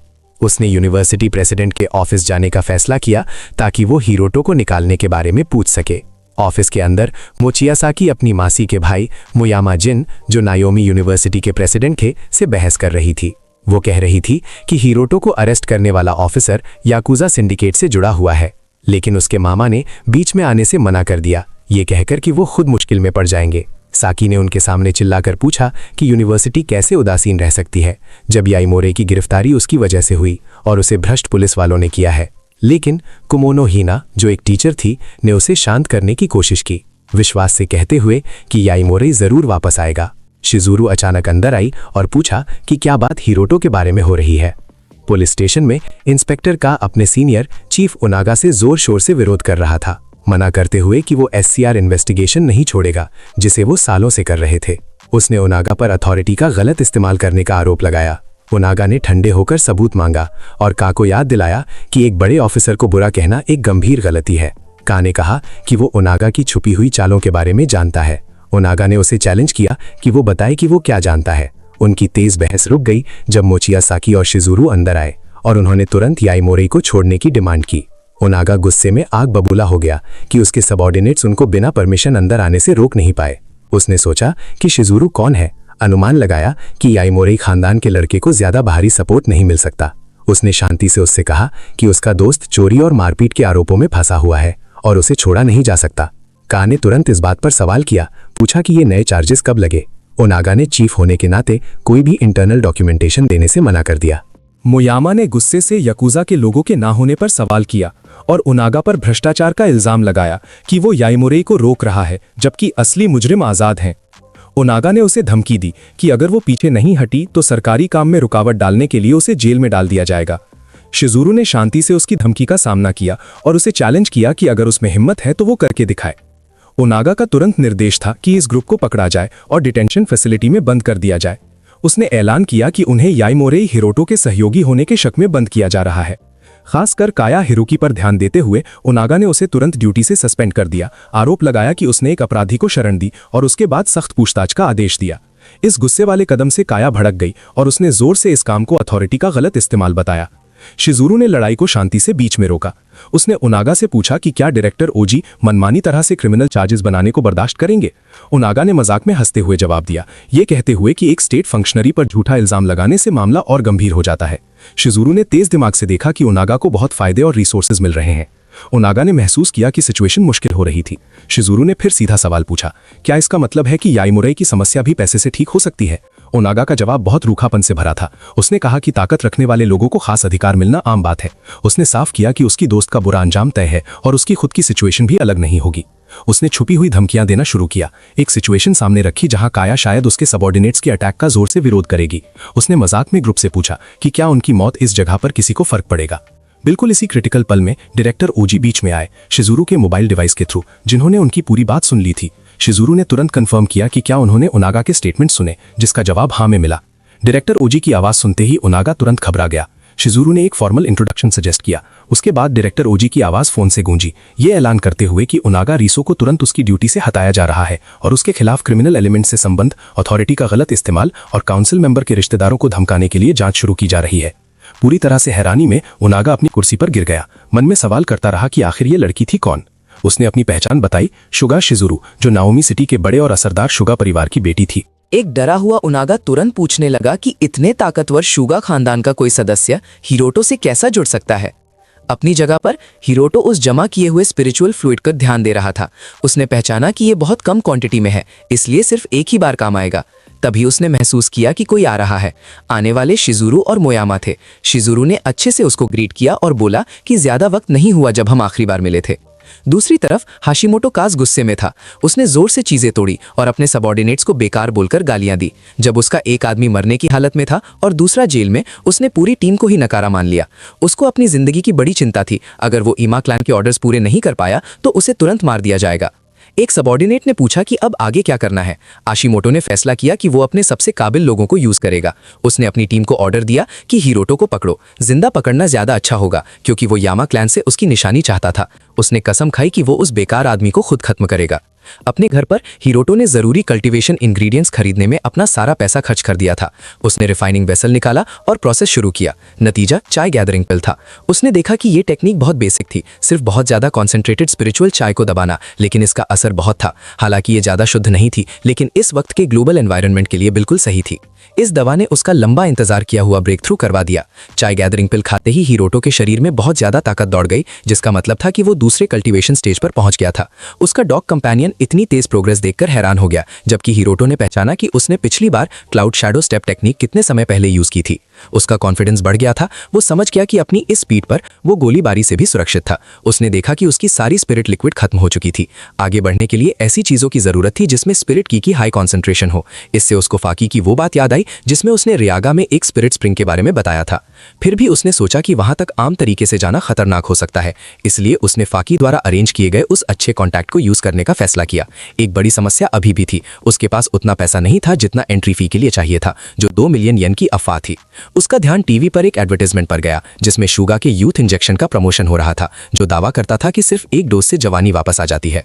एड में प्रोडक्ट की बहुत ज्यादा डिमांड और उसके टेम्पररी डिस्काउंट के बारे में बताया गया था। हिरोतो ने सोचा कि क्या इस प्लैनेट की महिलाओं को हमेशा जवान रहने की बहुत ज्यादा चाहत है। अगर ऐसा है तो आने वाला सेलिब्रेशन उसकी स्ट्रैटेजी को पूरा करने के लिए सबसे अच्छी जगह थी। 5 घंटे पहले हिरोतो ने शिजुरू के साथ खाना खाया था। वो हैरान था कि वो गवर्नमेंट काउंसिल मेंबर शुगा की बेटी थी। इससे तुरंत पता चला कि वो चीफ सुपरिटेंडेंट से सीधे कांटेक्ट क्यों कर सकती थी। शिजुरू ने उसे बताया कि उसने उसे इसलिए बुलाया है क्योंकि उसको उससे एक खास फेवर चाहिए। हिरोतो सोचने लगा कि ये क्या रिक्वेस्ट हो सकती है। उसने पूछा कि क्या वो सुगायो बिल्डिंग को पहचानता है, जिसको उसने कंफर्म किया कि ये नाओमी सिटी की सबसे बड़ी कॉस्मेटिक कंपनी का मेन ऑफिस है। उसने बताया कि वो बिल्डिंग उसके परिवार की है और अगले दिन शाम को वहां एक पार्टी होगी जो उसकी मां की ठीक हुई सेहत का जश्न मनाने के लिए रखी गई है। ये बताने के बाद उसने उसे वहां आने का इनविटेशन दिया। सुगाओ बिल्डिंग के पेंटहाउस में हो रहे शानदार सेलिब्रेशन में हिरोतो ने अपने अगले स्टेप्स प्लान किए। उसने जाना कि उसका current cultivation level advance spiritual remedies बनाने नहीं देता, लेकिन वो इंसानों के लिए एलिक्सर्स जैसे कि शू यान पिल जरूर बना सकता था। उसे याद आया कि ये खास पिल बहुत बेसिक कैटेगरी की थी और रॉया कॉन्टिनेंट पर फीमेल प्रैक्टिशनर्स इसे बहुत यूज करती थी। लेकिन उसने हिसाब लगाया कि इस इवेंट में आई अमीर महिलाओं को टारगेट करके सिर्फ 3 या 4 ऐसी पिल्स बेचने से वो जरूरी 2 मिलियन येन कमा सकता था। एक तुरंत मौका देखते हुए उसने वहीं पर अपना प्रमोशन शुरू करने का फैसला किया। उसके ख्यालों को शिजुरू के चाचा होशिसु शिरो की आवाज ने तोड़ा। शिरो अपनी चाची होशिसु एनिनो से बात कर रहा था, जोर देकर बोल रहा था कि 30 साल से ऊपर की औरत बेकार हो जाती है और शिजुरू को जल्दी शादी कर लेनी चाहिए। चाची ने भी इस बात को माना, कहकर कि शिजुरू भी अपनी बड़ी बहन मसामी की तरह कुमारी रह जाएगी। फिर चाचा ने खास तौर पर मसामी को बुरा भला कहा, घोषणा करते हुए कि उसके जवानी के घमंड का नतीजा अब आ गया है। चूंकि वो अब बड़ी हो गई थी, वो परिवार के लिए कोई जरूरी योगदान नहीं दे सकती थी। उसने उसको सिर्फ एक बदकिस्मत मौजूदगी बताया जिसके कारण मसामी अपना बचाव नहीं कर पाई। शिजुरू की मां जो व्हील चेयर पर बैठी थी बीच में आई, शिरो से रुकने की गुजारिश की। शिजुरू ने कहा कि उनकी नानी के गुजरने के बाद मौसी मसामी ने अकेले ही उन सबको पाला है। शिरो ने इस बात को नकार दिया, ये कहते हुए कि उसकी बातें सबके अच्छे के लिए है, और जोर दिया कि क्योंकि उसकी बड़ी बहन अब होश में है, उसे शिजुरू को अरेंज्ड मैरिज के लिए मनाना चाहिए। शिजुरू की मां को अचानक तेज खांसी आने लगी, जिससे उसकी बेटी चिंतित हो गई। शिरो ने अपनी बुराई जारी रखी, बिना पति के उम्र बढ़ती महिला की तुलना खराब हो चुके सामान से की। उसने प्रपोजल दिया कि बहन को अचो क्लैन से रिश्ता मान लेना चाहिए ताकि आगे कोई झगड़ा ना हो, लेकिन मसामी ने शांति से उसे बीच में रोका, ये कहते हुए कि इस मामले पर उसकी अपनी सोच है। मसामी के जवाब से चाचा शिरो का गुस्सा भड़क गया। वो उस पर चिल्लाया कि वो सिर्फ अपने बारे में सोचना बंद करे। फिर उसने ताना मारकर पूछा कि क्या वो सच में सोचती है कि मेकअप प्रोडक्ट्स उसकी जवानी वापस ला सकते हैं। एक शांत आवाज ने उस टेंशन को तोड़ दिया, ये दावा करते हुए कि बिल्कुल वैसा ही किया जा सकता है, जिससे वहां मौजूद सबका ध्यान उस तरफ गया। हायोतो आगे बढ़ा, उसके हाथ में एक छोटा सा डिब्बा था। उसने कॉस्मेटिक सेक्टर के एक बड़े इंसान को खराब सामान कहने की गुस्ताखी की निंदा की। उसने तेज ढंग से जोड़ा कि बदतमीजी की हद होती है। शिरो हैरान होकर उस घुसपैठे की पहचान पूछने लगा और फिर सिक्योरिटी को बुलाने के लिए चिल्लाया। शिजुरू तुरंत बीच में आई, समझाते हुए कि ये याईमुरई हायोतो है, वो इंसान जिसने उसकी मां को बचाया था और वो उसकी गेस्ट थी। उसी वक्त शिजुरू की मां आगे बढ़ी और टैलिस्मान लाने के लिए शुक्रिया किया। हायोतो ने नम्रता से जवाब दिया कि शुक्रिया की कोई जरूरत नहीं है। शिरो ने ताना मारते हुए उसे रोका, ये कहते हुए कि मां का ठीक होना मॉडर्न मेडिकल साइंस की वजह से हुआ है, ना कि किसी झूठे तवीज से, और परिवार पर एक धोखेबाज से ठगे जाने का इल्जाम लगाया। हायोतो ने खुद को समय के अध्ययन और वैल्यूएशन के क्षेत्रों में खास ज्ञान रखने वाला एकेडमिक बताया और शिजुरू की मां का बिजनेस पार्टनर भी। शिजुरू अंदर ही अंदर हैरान थी कि इसने उसकी मां के साथ बिजनेस पार्टनरशिप का दावा कैसे कर दिया। एक गेस्ट ने पूछा कि वो किस प्रोफेशनल कनेक्शन से यहाँ आया है। हायोतो ने जवाब दिया कि वो इस बात पर चर्चा कर रहे थे कि क्या कॉस्मेटिक प्रोडक्ट से जवानी वापस आ सकती है। फिर उसने पूरे भरोसे से कहा कि वो अब इसका पक्का जवाब देने वाला है। शिजुरू की चाची ने ताना मारते हुए पूछा कि वो किस तरह का धोखा दिखाने वाला है। हायोतो ने मसामी से मदद मांगी। उसने वो डिब्बा दिया और रिक्वेस्ट की कि वो इसके अंदर की चीज खा ले। डिब्बा खोलने पर उसने चमकती हुई चुयान पिल देखी। शिरो चिल्लाया कि ये चीज बेकार है और शायद जहरीली है। मसामी रुक गई, उसे उस चीज की सेफ्टी पर शक हुआ। शिजुरू बीच में आई, हिरोतो की ईमानदारी की गारंटी दी और कहा कि वो खुद खुशी से इसे खा लेगी। उसकी मां ने भी उसका साथ दिया, घोषणा की कि हिरोतो उसका बचाने वाला है। जैसे ही लोग आपस में फुसफुसाने लगे कि क्या सच में जवानी वापस लाने वाली कोई दवा हो सकती है, हिरोतो मसामी की तरफ झुका और धीरे से पूछा कि क्या वो फिर से जवान महसूस करना चाहती है। मसामी को वो सारी गालियां याद आईं। उसे पुरानी चीज, बूढ़ी औरत और झुर्रियों वाला चेहरा कहा गया था और उसने हिम्मत करके वो पिल निगल ली। शिरू और होशित्सु इनो दोनों ने हैरानी से देखा कि उसने पिल खा ली। शुरू में कोई बदलाव नहीं हुआ, जिसे देखने वालों ने सोचा कि ये धोखा है या उसने सच में जहर खा लिया है। शिरू जीत की खुशी में चिल्लाया, अपनी पहले की बात को कंफर्म करते हुए कि ये चीज बेकार थी और ये सब करना फालतू था। फिर अचानक मसामी से एक सुनहरी चमक निकलने लगी। हर देखने वाले ने उसके बालों और रंगत में हैरत अंगेज बदलाव देखा। वो सबके सामने जवान हो रही थी। ये बदलाव इतना गहरा था कि एक गेस्ट जल्दी से एक आईना ले आया। मसामी ने अपनी छवि देखी जो बिल्कुल उसके पहले के जवानी वाले रूप से मिलती थी। चचा शिरू और उनकी पत्नी पूरी तरह से डर गए थे। अमीर महिला गेस्ट्स तुरंत हिरोतो के पास इकट्ठा हो गईं। एक ने बेचैनी से एक डोज मांगी, ये कहते हुए कि दाम कोई मायने नहीं रखता। हिरोतो ने उनको बताया कि उसके पास सिर्फ 10 टैबलेट्स हैं और हर एक का दाम 4 लाख येन है। उस पिल को पाने की बेचैन दौड़ ने तुरंत एक छोटा ऑक्शन शुरू कर दिया, जिसमें महिलाएं बढ़ती हुई रकम लगा रही थीं। इस भीड़ को देखकर शिरू बिल्कुल हैरान था। उसको समझ नहीं आ रहा था कि एक शू येन पिल के लिए इतना बड़ा पागलपन क्यों था। सबको जल्दी समझ आ गया कि असली कीमत तो प्यूरिफिकेशन मेथोडोलॉजी में ही है। अगर उनके पास प्रोडक्शन परमिट्स का कंट्रोल होगा तो वो इस सेक्टर पर दोबारा राज कर सकते हैं। अपने बिजनेस के डूब जाने के डर से शिरोतो की पत्नी को उसके पति ने तुरंत चुप करा दिया। फिर उसने अपना बुरा प्लान बताया। वो हिरोतो के पीछे पड़ेंगे और तब तक वक्त खरीदेंगे जब तक शिजुरू की आओ क्लैन से शादी नहीं हो जाती और उनका पैसा सेफ नहीं हो जाता। उसके बाद ही वो टैबलेट्स की मास प्रोडक्शन शुरू करेंगे। उसकी बात बीच में ही कुजाने ग्रुप के एक आदमी ने काट दी, जिसने परमिट्स के लिए 4 मिलियन की ऑफर दी। तुरंत ही रिंगू ग्रुप के एक दुश्मन एजेंट ने ऑफर 4 गुना बढ़ा दी और 20 मिलियन प्रपोज किए। शिरू ने बीच में रोककर भीड़ को शांत करने की कोशिश की। उसने बताया कि मिस्टर याईमोरी तो शिजुरू के मेहमान हैं, उनकी यहाँ बोली नहीं लग रही है। उसने फिर हिरोतो की तरफ घूमकर एक निगोशिएशन का प्रपोजल दिया। 30 मिलियन और प्रॉफिट 30-70 में बांटा जाएगा। हिरोतो ने पूछकर कंफर्म किया, क्या उसका मतलब ये है कि शिरू का ग्रुप 70% शेयर लेगा? शिरू ने घमंड से इस बात को कंफर्म किया, ये बोलकर कि उनके होशिजू क्लैन से कनेक्शन है, इसलिए उन्हें ज्यादा हिस्सा मिलना चाहिए। शिजुरू ने एक ठंडी आवाज में बात काट दी, पूछते हुए कि होशिजू क्लैन की इस अलेजेड इन्फ्लुएंस का क्या मतलब है। हालांकि उसके मामा ने उसकी नापसंदगी को छुपाने की कोशिश की, उसने तुरंत उन्हें चैलेंज किया, ये बताते हुए कि उन्होंने 160 मिलियन बर्बाद कर दिए हैं, अपनी दादी के बिजनेस एसेट्स को सिक्योरिटी में रखा और ये उनकी फैमिली के लिए चिंता ना होने का सबूत है। शिरू ने बात को फिर से हायोटो के साथ डील पर लाने की कोशिश की, लेकिन शिजुरू ने उसका बुरा काम खोलना जारी रखा। उसने पूछा कि क्या वो चाहता है कि वो आचो क्लैन के कैपिटल डाइवेस्टिंग और बैंक के डिफॉल्ट नोटिस के बारे में भी सबको बताए। मसामी और उसकी माँ दोनों ये सुनकर हैरान हुए कि उसने उनकी माँ की कंपनी को दांव पर लगा दिया था। शिरू डर के मारे चुपके से सोचने लगा कि शिजुरू को ये सब कैसे पता चला। शिजुरू ने उस पर इल्जाम लगाया कि वो सिर्फ उसकी माँ के एसेट्स को बर्बाद करने आया है, जैसा उसने उसकी दादी के साथ किया था, और बोला कि वो उसे एक पैसा भी नहीं देगी। उसने ये भी इल्जाम लगाया कि वो हिरोटो को धोखा देना चाहता था और बिना कोई पैसा लगाए प्रॉफिट कमाना चाहता था। शिरू जोर से इन इल्जामों को झुटलाने की कोशिश की और अपनी बड़ी बहन से मदद मांगी। उसे याद दिलाया कि वो हमेशा उसकी ढाल बनी थी। उसने उसे होशिजू क्लैन के सम्मानित पुरुष सक्सेसर के तौर पर उसे पुकारा। मसामी का जवाब बिल्कुल ठंडा था। उसने कहा कि वो उसकी मतलबी आदतों को बर्दाश्त कर सकती है, लेकिन उनकी माँ की लेगेसी को बर्बाद करना माफ नहीं किया जा सकता। फिर उसने उसकी तरफ पीठ कर ली और उसे अपनी खुद की मुश्किल हल करने को कहा। शिरू जमीन पर गिर गया। ये विश्वास नहीं हो रहा था कि उसकी बहन सच में उसे छोड़ रही है। शिजुरू ने उसे 2 ऑप्शंस वाला अल्टीमेटम दिया, या तो कोर्ट केस और हमेशा के लिए दिवालिया हो जाओ, या अपनी डूबती कंपनी उसे सिर्फ 1 येन में बेच दो। अगर वो कंपनी के लिए कोई दूसरा खरीदार नहीं ढूंढ पाता है तो। कई लोग उसके गिरने पर खुश हुए। उनका कहना था कि उसके साथ यही होना चाहिए था। शिजुरू हिरोटो की तरफ बढ़ी और इशारा किया कि पार्टी में असली इंडस्ट्री एक्सपर्ट्स मौजूद है और अगर वो चाहे तो वो उनसे मिलवा सकती है। उसने उसे सलाह दी कि राइट्स की अच्छी कीमत 40 मिलियन है और उसे 80% शेयर रखना चाहिए, लेकिन उसने उसे चेतावनी दी कि यहाँ आए हुए लोग शिकारी जैसे हैं और उन्हें ध्यान से मैनेज करना पड़ेगा। हिरोटो मान गया और आगे की बिजनेस नेगोशिएशंस की जिम्मेदारी पूरी तरह से उसे दे दी।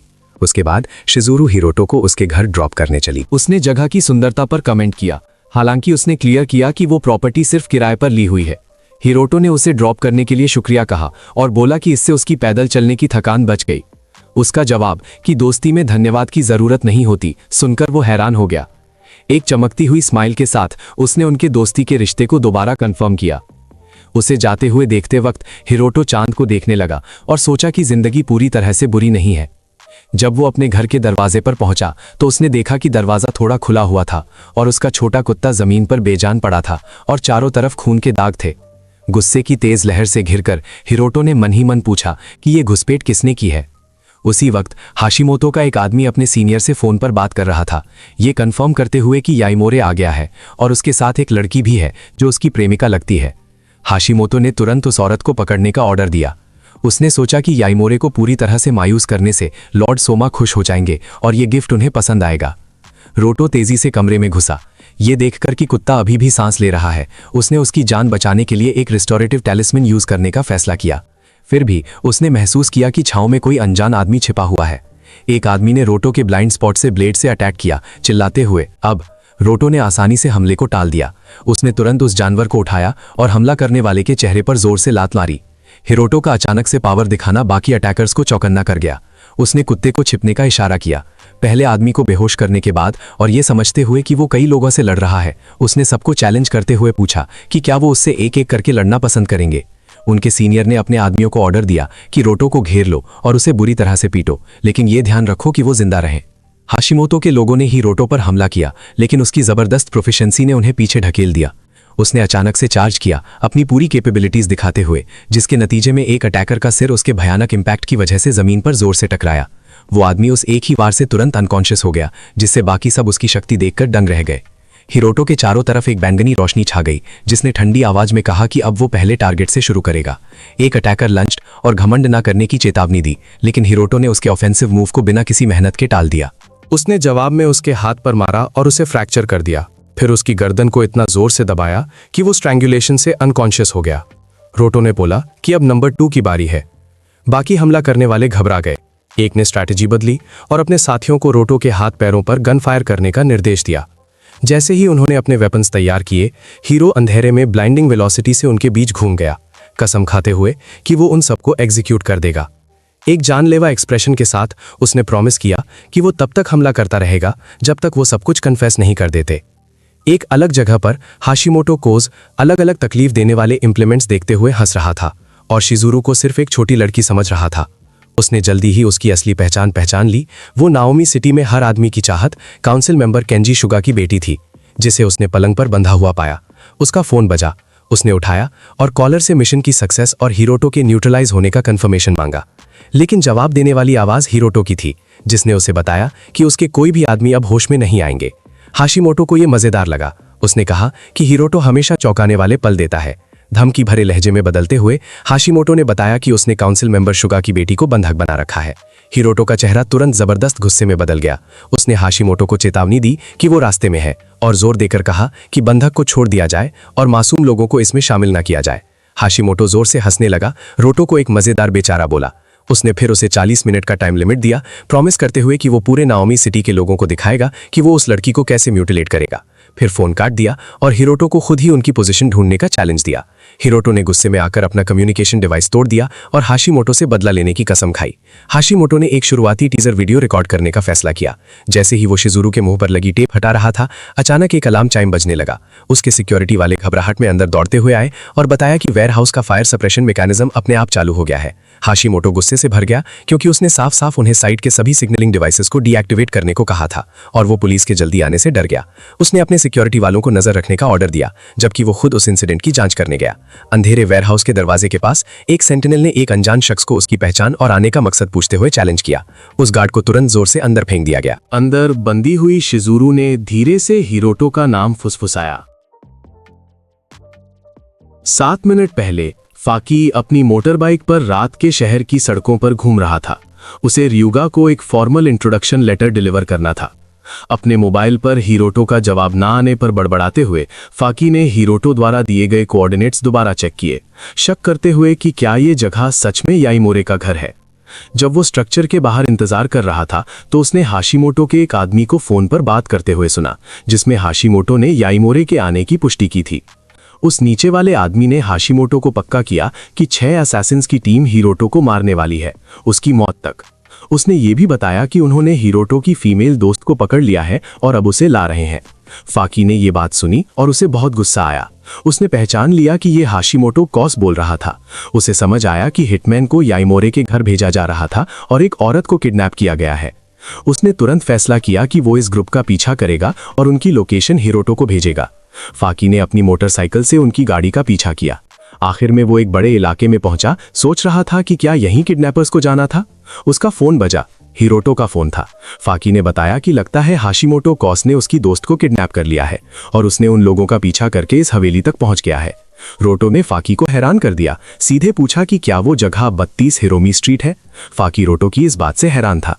तभी उन हमलावरों का कमांडर रोटो से मौत की भीख मांग रहा था और उसने सब कुछ बता दिया था। हिरोटो ने फाकी से सिर्फ एक काम करने को कहा, उसकी दोस्त को इस जगह से सुरक्षित निकालना। हाशिमोटो की बात पर हिरोटो ने कसम खाई कि वो उसे खुद जहन्नुम ले जाएगा। उस बड़े घर के अंदर हाशिमोटो अपने सिक्योरिटी गार्ड्स को डांट रहा था कि वेयरहाउस का अलार्म गलती से क्यों बज गया। वो पुलिस के आने से डर रहा था। उसने उन्हें बताया कि वो जा रहा है देखने की क्या हुआ है और उन्हें यहीं रहकर सुरक्षा बनाए रखने का हुक्म दिया। गार्ड्स अपनी नौकरी की मुश्किलों पर रो रहे थे और बोल रहे थे कि उस औरत को छूना मना है। अचानक एक आदमी उनके सामने दिखाई दिया। उन्होंने उसकी पहचान पूछी और आने का मकसद पूछा। फाकी वहां दिखा, उसने माफी मांगी और बोला कि वो थोड़ी देर के लिए रुक जाए। उसने जल्दी से उन्हें होश में नहीं रहने दिया। कमरे में घुसने पर उसने शिजुरू को ढूंढा, जिसने धीरे से हिरोटो का नाम लिया। फाकी ने उसे अपने कंधे पर उठाया और कहा कि उन्हें अभी निकलना होगा। उसे पता था कि बाकी सिक्योरिटी फोर्सेस को पता चलने से पहले निकलना बहुत जरूरी है। उसे पता था कि उनकी गाड़ी बाहर गार्डन में पार्किंग में थी और गार्ड्स जल्दी वापस नहीं आने वाले थे। जैसे ही वो उस जगह से निकलने वाला था, उसके पैर में एक गोली लगी। इस झटके से वो और शिजुरू दोनों जमीन पर गिर पड़े।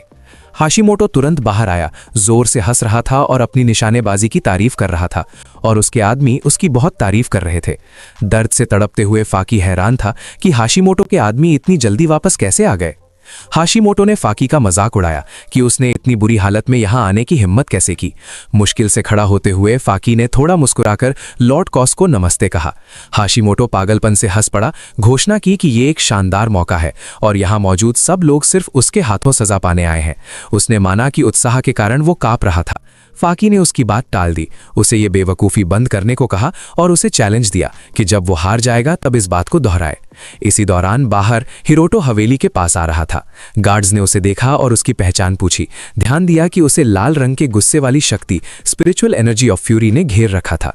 जब एक गार्ड ने पूछा कि क्या वो सुन रहा है, हिरोटो ने उसके चेहरे पर एक जोर का मुक्का मारा। बाकी सिक्योरिटी वाले हैरान हो गए, लेकिन जल्दी ही होश में आए और एक साथ उस पर हमला किया। लेकिन तेज और खतरनाक तरीके से हिरोटो ने पूरे खतरे को होश में नहीं रहने दिया। आखिरी आदमी जमीन पर गिर गया। हिरोटो दरवाजे के सामने खड़ा हुआ और जोर से हाशिमोटो का नाम चिल्लाया, साफ तौर पर उसके आने का ऐलान किया।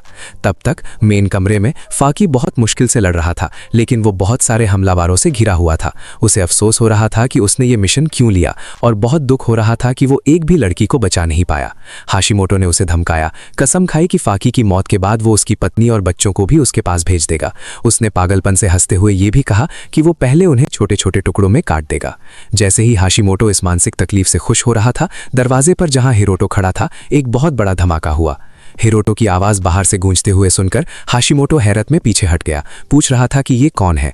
हिरोटो फिर दरवाजे में दिखाई दिया, धूल और कचरे से घिरा हुआ था। उसने खुद को आत्माओं का संचायक, कलेक्टर ऑफ स्पिरिट्स बताया, जिसे खास तौर पर हाशिमोटो को जहन्नुम ले जाने के लिए भेजा गया था। फाकी ने रुखे तरीके से कहा कि तुम बहुत देर से आए हो। हिरोटो ने तुरंत फाकी की तरफ एक रेस्टोरेटिव चार्म फेंका। उसे हुक्म दिया कि वो उसे अपनी चोट पर लगा ले। भरोसा दिया कि इसका असर पहली बार जैसा ही होगा। हाशिमोटो ने अपने डरे हुए आदमियों पर चिल्लाया कि उस घुसने वाले को मार डालो। गार्ड्स ने फायरिंग शुरू की, लेकिन हिरोटो बहुत तेज रफ्तार से चला। ये जानते हुए कि क्लाउड शैडो स्टेप टेक्निक में माहिर सेकंड स्टेज कल्टीवेटर के खिलाफ साधारण गोलियां बेकार हैं, उसने एक एक करके हाशिमोटो के सिक्योरिटी डिटेल को खत्म कर दिया। हाशिमोटो बहुत ज्यादा डर से घिर गया, पूछ रहा था कि ये तेज रफ्तार कहां से आई। हिरोटो गोलीबारी से बचता रहा, अपने दुश्मनों को सोच समझकर भयानक मुक्के मारकर हराता रहा। हिरोटो को अपने बचे हुए आदमियों को आसानी से मारते हुए देखकर हाशिमोटो ने तुरंत भागने का फैसला किया। भागते हुए उसने घबराहट में सोचा कि ये डरावनी हालात उनके समझौते, अरेंजमेंट के खिलाफ है। उसने देखा कि हिरोटो किसी बड़े खानदान के हाई रैंक्ड योद्धा, वॉरियर की तरह मूव कर रहा था। एक मजबूत एग्जिट तक पहुंचकर उसने घबराहट में अपने आदमियों को जल्दी से दरवाजा खोलने को चिल्लाया, लेकिन उसने गलत पासवर्ड डाल दिया और गुस्से में जोर से चिल्लाया। इसी दौरान हिरोटो ठीक उसके पीछे दिखाई दिया और आखिरी सिक्योरिटी आदमियों को भी मार दिया। डर से घिरकर हाशिमोटो ने शांत दिखने की कोशिश की। हिरोटो से जोर से बोला कि तुम्हारी हिम्मत नहीं होगी मेरे ताकतवर पेट्रन को नुकसान पहुंचाने की। उसने बताया कि उसे मारने वाला आदमी लॉर्ड ईमा है, जिसका उसे बहुत बड़ा सहारा मिला हुआ है। हिरोटो ने बिना किसी भाव के जवाब दिया कि ये नाम उसके लिए बिल्कुल नया है। हाशिमोटो ने फिर धमकी दी कि अगर तुम अनजान बनने का नाटक जारी रखते हो तो तुम मौत की इच्छा करोगे। पूरी तरह से घिर चुका हाशिमोटो ने मान लिया कि उसे खत्म करने वाला ईमा जो है, ईमा क्लैन का वारिस। ये साजिश प्लॉट एक अफवाह से शुरू हुई थी, जिसमें कहा गया था कि हिरोटो ने अमतानी परिवार की बेटी की इज्जत खराब की है, इस तरह दो क्लैंस के बीच की शादी को रोक दिया है। हिरोटो ने एक बार फिर सोचा कि अमतानी सेत्सु कौन है। सोचने पर चूंकि असली शरीर के मालिक को उससे मिलने की कोई बात याद नहीं थी, उसने तरकीब से नतीजा निकाला कि ये अफवाह बनाई गई थी। हाशिमोतो ने अपनी रिहाई के लिए बहलाना चाहा, ये बोलकर कि सिर्फ ईमा क्लैन के पास ही इतनी ताकत है कि वो ऐसी मुश्किल साजिश कर सके। उसने आगे कहा कि ईमा क्लैन बहुत सारे स्पेशलिस्ट्स को काम पर रखता है और ईमा जो खुद बहुत खतरनाक आदमी है, जिसके कारण हिरोतो ने पूछा कि क्या जो भी एक कल्टिवेटर है। हाशिमोटो ने समझौता करने की कोशिश की, हिरोटो की तरफ से डील करने की पेशकश की और गारंटी दी कि हिरोटो को जल्द ही उसकी अहमियत, यूटिलिटी समझ में आ जाएगी। हिरोटो ने ताने से पूछा कि ये अहमियत क्या है। जब हाशिमोटो इधर उधर की बातें कर रहा था, हिरोटो ने एक जोर का मुक्का मारा और उसे बगल वाले कमरे में फेंक दिया। उस कमरे में और भी कई बंधी हुई औरतें थीं। हिरोटो हारे हुए हाशिमोटो के ऊपर खड़ा था, बंधी हुई औरतों को देखकर गुस्से से भर गया। उसने उस मुजरिम को बताया कि ये औरतें उसकी कीमत तुमसे ज्यादा अच्छा बता सकती हैं। उसने अपनी तलवार ब्लेड का इस्तेमाल किया, उनके बंधन जल्दी से काट दिए और उन्हें निर्देश दिया कि वो हाशिमोटो के साथ जैसा चाहे वैसा करें। उसने फिर वो हथियार उनके लिए छोड़ दिया और चला गया। हाशिमोटो ने गिड़गिड़ाकर भीख मांगी, अपना सारा पैसा और सामान ऑफर किया, लेकिन एक औरत ने जवाब दिया, कहा कि उन्हें उसका गंदा पैसा नहीं चाहिए, उनका अकेला इनाम उसे खत्म करना है। वापस मेन हॉल में हिरोटो शिजुरू को एक रेस्टोरेटिव चार्म लगा रहा था। उसने फाकी को बताया कि पुलिस बहुत जल्दी आने वाली है और तुम्हें यहां से निकलना होगा। फाकी ने उसके प्लान के पक्के होने पर सवाल किया, लेकिन हिरोटो ने पक्के तौर पर कंफर्म किया कि वो शिजुरू को सुरक्षित अथॉरिटीज को देने के बाद वापस आएगा। फाकी ने उसके अगले कदम के बारे में पूछा, अब जब उसके पास जरूरी जानकारी आ चुकी है।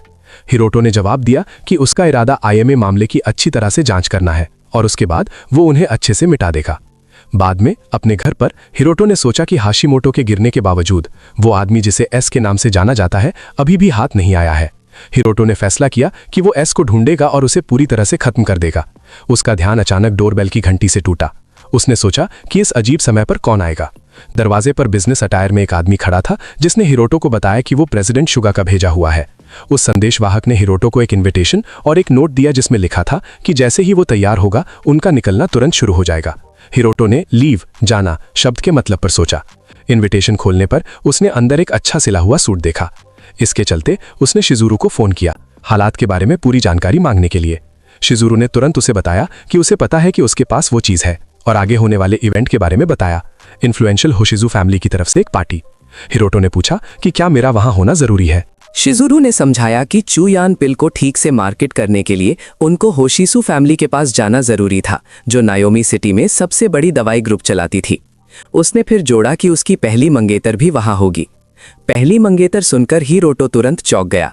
शिजुरू ने कंफर्म किया कि वो अमातानी क्लान की वारिस अमातानी सेत्सु की बात कर रही थी। उस पार्टी में शिजुरू ने हिरोटो को कई बड़े लोगों से मिलवाना शुरू किया, जिसमें एस ग्रुप का चीफ रिप्रेजेंटेटिव मिस्टर पियर्स और केंटाका ग्रुप का डायरेक्टर जनरल मिस्टर अकाई तारो शामिल थे। उसने बताया कि दोनों नायोमी सिटी के बड़े कमर्शियल मैग्नेट्स थे। हिरोटो ने मन ही मन सोचा कि क्या ये लोग भी होशिसु फैमिली से अच्छे रिश्ते बनाने की कोशिश कर रहे हैं। शिजुरू बोली कि इतने बड़े खानदान में पैदा होने के बाद भी वो फैमिली की पूरी ताकत से अनजान लगता है। उसने साफ किया कि जब कोई अमातानी क्लैन के पास आता है तो वहां मौजूद हर कोई उनसे रिश्ता बनाना चाहता है। फिर उसने अमातानी वारिस के आने का इशारा किया। होशिसु घर की मुखिया होशिसु नाना मिस अमातानी सेत्सु के साथ अंदर आई। हिरोटो ने तुरंत देखा कि सेत्सु से बहुत ज्यादा स्पिरिचुअल एनर्जी निकल रही थी। उसने सवाल किया कि क्या वो सच में उस पहले शरीर के मालिक की पहली मंगेतर हो सकती है, क्योंकि अमातानी क्लैन की वारिस अमातानी सेत्सु नाना के बगल में चल रही थी। हिरोटो ने सोचा कि सेत्सु एक कल्टिवेटर है। इससे सवाल उठा कि क्या इस दुनिया में भी अलग अलग तरह की ट्रेनिंग डिसिप्लिन्स है। उसने देखा कि वो अपनी स्पिरिट चाहे एनर्जी छिपाने की जरा भी कोशिश नहीं कर रही थी, जिसका मतलब था कि उसमें बहुत ज्यादा सेल्फ एश्योरेंस था। उसने फैसला किया कि वो बाद में उससे एस के बारे में उसकी जानकारी पूछेगा। फिर हिरोटो के साथ शिजुरू आगे बढ़ी और अपनी रिश्तेदार नाना को इज्जत दी। नाना ने उसकी मां की सेहत के बारे में पूछा और उसके ठीक होने की खबर सुनकर खुशी जाहिर की। शिजुरू ने फिक्र करने के लिए शुक्रिया किया और कंफर्म किया कि उसकी मां धीरे धीरे सेहत ठीक कर रही थी। फिर उसने अपनी मौसी को शुयान पिल एक तोहफे के तौर पर दी और उम्मीद जाहिर की कि नाना हमेशा जवान रहेंगी। नाना ने उस मशहूर दवाई को हैरानी से देखा। मेहमान आपस में धीरे धीरे उस नई पिल की बहुत ज्यादा कीमत के बारे में बात कर रहे थे, जो अभी तक मार्केट में ऑफिशियली आई नहीं थी। अमातानी सेत्सु को भी शुयान पिल देखकर हैरानी हुई। होशिसु नाना ने कहा कि इसकी क्वालिटी इतनी अच्छी है कि ये मेडिसिन्स में सबसे ऊपर है और ये जिसने भी बनाई होगी उसमें जबरदस्त मास्टरी होगी। नाना ने शिजुरू से कहा कि उसने एल्केमी की दुनिया में कई एक्सपर्ट से मुलाकात की है और उस रिफाइनर का नाम पूछा, खासकर ये देखते हुए कि पिल्स बनाने के लिए कोई खास एकेडमी नहीं थी। शिजुरू ने हिरोटो को नाना से मिलवाया, साफ करते हुए कि वो उसका बिजनेस एसोसिएट और दोस्त था और यही वो इंसान था जिसने ये चीज बनाई थी। उसने फॉर्मली अपना इंट्रोडक्शन दिया, याईमुरे हिरोटो। उसका नाम सुनकर सेत्सु और नाना दोनों दंग रह गए। नाना को तुरंत याद आया, उसने कहा कि वो उसे बचपन में उठाया करती थी और इस तरह का प्रोडक्ट बनाने की उसकी काबिलियत पर उसने हैरानी जाहिर की। उसने थोड़ा गुस्से से जोड़ा कि याईमुरे क्लैन में गिफ्टेड लोगों को पहचानने की समझ नहीं थी। सेत्सु ने बीच में थोड़ा गुस्से से टोकते हुए कहा कि ऐसी प्रैक्टिकल स्किल्स का इतने बड़े खानदान में कोई मोल नहीं, क्योंकि कल्टीवेशन का कोर ट्रेनिंग बेस ही सबसे जरूरी मापदंड है।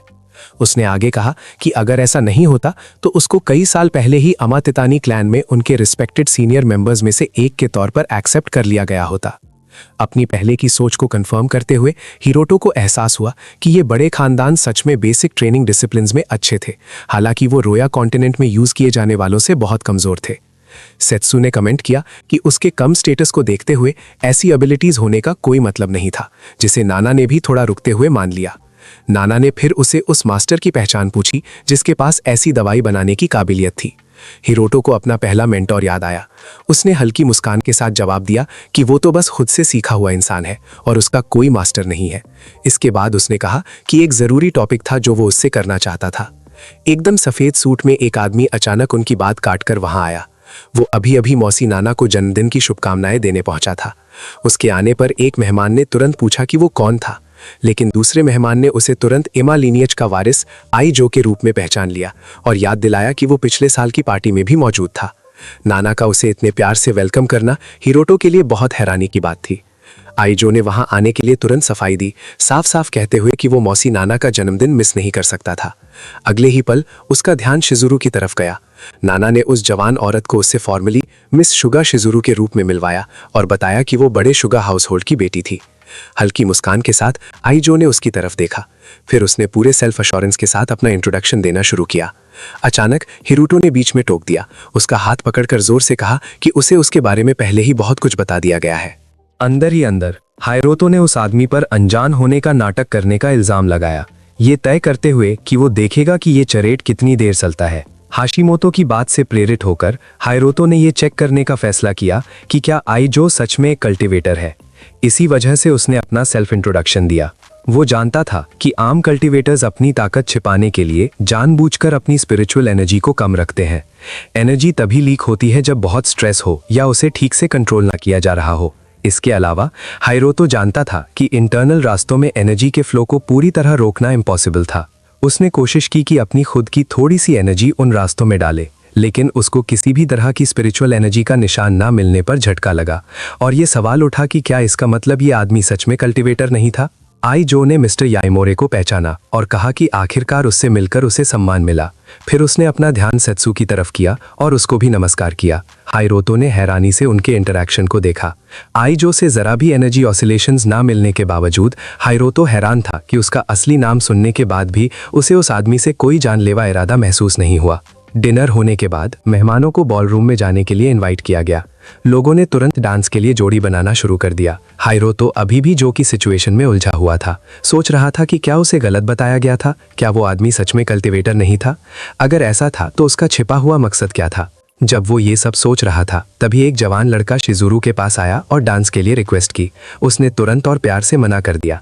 जिस लड़के को मना किया गया था उसका दोस्त उसके पास आया और धीरे से उसे बताया कि शुगा लिनिएज की इतनी डिग्निफाइड लड़की के लिए उसके स्टेटस के इंसान के साथ डांस करना ठीक नहीं था। उसने जोर देकर कहा कि वो हर रिक्वेस्ट को मना करने के लिए मशहूर थी और ये भी बताया कि उसने तो कदागिरी क्लैन के वारिस को भी मना कर दिया था। अचानक उन सब का ध्यान एक नज़ारे की तरफ गया। सेत्सु को विजिबल शॉक लगा। शिजुरू सीधे हाइरोतो की तरफ जा रही थी और उसके बाद उसने हाइरोतो को डांस के लिए इनवाइट किया। वहां मौजूद सब मेहमान पूरी तरह से हैरान थे। थोड़ी देर बाद आमा जो पार्टी से जाने के लिए तैयार हुआ। उसने अपने पर्सनल सिक्योरिटी डिटेल को साफ इंस्ट्रक्शंस दिए कि कोई भी उसके पास ना आए। उसी वक्त उसके दूसरे दो गार्ड्स आपस में धीरे धीरे उन अजीब आदतों के बारे में बात कर रहे थे जो उनके मालिक अकेलेपन के दौरान दिखाते थे। एक गार्ड ने बताया कि अफवाह थी कि लॉर्ड जो द्वारा चुने गए गार्ड्स अक्सर इतने मेंटली अनस्टेबल हो जाते थे कि वो अपने रिश्तेदारों को भी पहचान नहीं पाते थे। उसने ये भी कहा कि ये प्रोटेक्टर्स हर कुछ दिन में बदल दिए जाते थे, और ये भी जोड़ा कि जो तुरंत पहले था वो बिना किसी वजह के गायब हो गया था। अचानक गाड़ी के अंदर अमाजो को जोर से थप्पड़ पड़ा। हमला करने वाले ने उसे गुस्से से डांटा कि सेत्सु के होते हुए उसने दूसरी औरत का हाथ पकड़ने की हिम्मत कैसे की। अमाजो ने माफी की बौछार कर दी। वो इंसान जो असली सोमाजो लग रहा था ने खुलासा किया कि उसको जिंदा रहने की इजाजत सिर्फ इसलिए मिली है क्योंकि असली जो उसे काम का समझता था। फिर उसने एक बड़ी चेतावनी दी, अगर वो इतना छोटा सा असाइनमेंट भी नहीं कर पाया तो वो शांति से मरने की उम्मीद छोड़ दे। असली सोमाजो गाड़ी से उतरा, जिसे उसके सबॉर्डिनेट्स ने झुककर इज्जत दी। फिर उसने अपने सिक्योरिटी डिटेल के 2 मेंबर्स को बॉलरूम की तरफ जाने का हुक्म दिया। गार्ड्स में से एक ने सोचा कि जो अफवाहें चल रही हैं वो सच होनी चाहिए, ये देखते हुए कि गाड़ी से सिर्फ एक ही इंसान बाहर निकला था और ये सोच रहा था कि गाड़ी के अंदर क्या हुआ होगा। इस दौरान वो नकली आदमी जो सोमा जैसा दिखता था गाड़ी की बूट में बंद कर चुपचाप पड़ा था। बॉलरूम के अंदर म्यूजिक बज रहा था। सोमा जो सेत्सु के पास गया, माफी मांगी और बताया कि उसे एक जरूरी इमरजेंसी के लिए जाना पड़ेगा। वो तब हैरान रह गया जब उसने हिरोटो को शिजुरू के साथ डांस करते देखा। मेहमान धीमी आवाज में कमेंट्स कर रहे थे। ये देखकर हैरान थे कि शुगा शिजुरू सच में एक ऐसे लड़के के साथ डांस कर रही थी जिसे वो बिल्कुल नहीं जानते थे। हिरोटो और शिजुरू पूरी सिंक्रोनाइजेशन के साथ डांस फ्लोर पर घूम रहे थे। एक साथ ही सब देखने वालों ने जोरदार तालियां बजाईं, उनका जोश दिखाते हुए। शिजुरू ने उसकी अच्छी डांसिंग एबिलिटी की तारीफ की। उसने धीरे से कहा कि अगर उनका मकसद होशिसु क्लैन को शू यानपिल सफलतापूर्वक बेचना है तो जरूरी है कि वो इस जश्न में पूरा हिस्सा ले। हिरोटो ने सोचा कि सालों पहले याईमुरई घर में उसने जो डांसिंग ट्रेनिंग ली थी वो आखिर काम आ गई है। उसने महसूस किया कि कल्टीवेशन की सेकंड स्टेज अचीव करने से उसको बेहतरीन बैलेंस मिल गया था। ओशिसु नाना ने सेत्सु से पूछा कि क्या उसे पहले से हिरोटो की डांसिंग की एबिलिटी के बारे में पता था। सेत्सु ने लापरवाही से जवाब दिया कि हाँ, वो डांस कर सकता है लेकिन वो बस एक मामूली आदमी है। नाना ने ध्यान से देखा कि सेत्सु नाचते हुए जोड़े को पूरे फोकस से देख रही थी। सोमाजो ने कहा कि याईमुरई के पास भी नए तरह के रिदम मूवमेंट्स की कोई खास टैलेंट है। नाना ने उस पर जोर दिया, पूछा कि क्या वो सच में हाइरोतो को पहले नहीं जानता था। उसने कंफर्म किया कि उनकी मुलाकात पहली बार हुई है। नाना ने हल्के से हंसा, सोचती हुई कि अमाय क्लैन का इतना बड़ा इन्फ्लुएंस होने के बाद भी वो एक मामूली निकाले गए बच्चे की बैकग्राउंड चेक तक नहीं कर सके।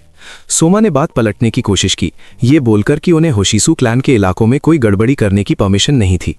नाना ने फोकस बदला और बोला कि असल बात हाइरोतो की बेहतरीन एल्केमिकल एबिलिटीज में है। उसने समझाया कि उसकी बस यही इच्छा है कि इस हिडन पोटेंशियल को क्लैन के फ्यूचर में शामिल किया जाए। इसका मतलब है कि वो अब उसको ज्यादा आज़ादी नहीं दे सकती। सोमा को उस औरत की बातें सीधी धमकी लगी। उसने मन ही मन सोचा कि अगर सेत्सु यहाँ नहीं होती तो उसने नाना को कब का खत्म कर दिया होता। फिर उसने गुस्से से उस आदमी यानी हाइरोतो की तरफ देखा जिसे वो ट्रैश समझता था। कुछ गेस्ट्स ने धीरे से अंदाजा लगाया कि मिस शिजुरू का पार्टनर याईमुरई घर से है। एक गेस्ट को याद आया कि ये मिस सेत्सु का पहले वाला मंगेतर था, जिसके बाद सब सोचने लगे कि उसमें इतनी हिम्मत कैसे आई कि वो यहाँ आया, ये जानते हुए भी कि लॉर्ड जो भी मौजूद है। उनका निष्कर्ष ये था कि याईमुरई क्लान से निकाले जाने के बाद उसके पास वापस इज्जत पाने का एक ही रास्ता था, मिस सेत्सु का पीछा करना और इस तरह अमातानी क्लान तक पहुंचना। उनका आखिरी फैसला यह था कि वो मिस सेत्सु को सिर्फ अपनी खोई हुई इज्जत वापस पाने का जरिया बना रहा है। इसी बीच सेत्सु ने वहां से जाने की कोशिश की, लेकिन नाना ने जोर दिया कि वो रुके और जश्न में हिस्सा ले। नाना ने सेत्सु के जाने की कोशिश पर खास तौर पर कमेंट किया। फिर सेत्सु ने हाइरोतो से कहा, ये बोलते हुए कि वो उसके दिमाग में चल रहे सब कैलकुलेशंस अच्छे से जानती है, और उसने मांग की कि वो उन बुरी नियत को तुरंत छोड़ दे। अमातानी सेत्सु ने सीधे हाइरोतो का सामना किया, उसे होशियार किया कि बड़े घरों के बीच के मामले उसकी समझ से कहीं ज्यादा मुश्किल हैं। उसने ये भी कहा कि उसकी ये स्ट्रैटेजी कि वो उसके साथ जुड़कर याईमुरई क्लैन को फिर से खड़ा करेगा बुरी तरह फेल हो जाएगी।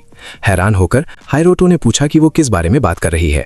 सेत्सु ने अपनी बात जारी रखी, बोलते हुए कि भले ही उसकी पिल रिफाइनिंग से बहुत पैसा ना मिले, लेकिन उसकी रोज की जरूरत तो पूरी हो ही जानी चाहिए, और उसे सलाह दी कि वो अपनी खुद की प्रोग्रेस पर ध्यान दे। हाइरोतो को उसकी बातों पर हैरानी हुई, लेकिन उसने जवाब दिया कि जो स्पिरिट उसके अंदर से अभी निकल रही है वो जानबूझकर नहीं निकाली जा रही है, बल्कि इसलिए निकल रही है क्योंकि उसके पास उसे कंट्रोल करने की काबिलियत कम है। सेत्सु थोड़ी देर के लिए सन्न रह गई। उसने पूछा कि उसको ये सब कैसे पता हो सकता है। फिर हाइरोतो ने एक गंभीर चेतावनी दी कि जबकि अग्रेसिव कल्टीवेशन टेक्निक से एनर्जी जल्दी जमा हो सकती है, ये तरीका शरीर के लिए बहुत नुकसानदेह है। उसने निष्कर्ष निकाला कि उसका शरीर पहले ही अपनी आखिरी सीमा पर काम कर रहा था। सेत्सु ने सोचा कि एक मामूली इंसान को इतनी खास जानकारी कैसे हो सकती है। हाइरोतो ने उसके लिए इस मुश्किल को कम करने का ऑफर दिया। उसने उसकी बात पर शक जताया, फिर भी उसने ठंडे लहजे में उसे कहा कि वो जो चाहे वो माने, ये जोर देते हुए कि अगर वो ये प्रपोजल रिजेक्ट करती है तो नुकसान उसी का होगा। उसने ये बोलकर बात खत्म की कि मौके का दरवाजा जल्दी बंद हो रहा है। उसने प्रपोज किया कि वो इस पूरे अरेंजमेंट को एक प्रोफेशनल ट्रांजैक्शन की तरह देखे और ये भी बताया कि उसे एक फेवर चाहिए, एक खास चीज जो वो आमाजो तक पहुंचा दे। दूर से आमाजो ने जोड़े को देखा। उसका चेहरा गुस्से से लाल हो रहा था और उसने याएमोरी नाम बड़े गुस्से से बड़बड़ाया। थोड़ी देर बाद जब हायरोटो और शिजुरू जश्न से निकल रहे थे, होशिशुन नाना ने उन्हें रोक दिया। उसने अपनी शुयान पिल में गहरी दिलचस्पी बताई और उन दोनों के साथ अकेले में बात करने का मौका मांगा।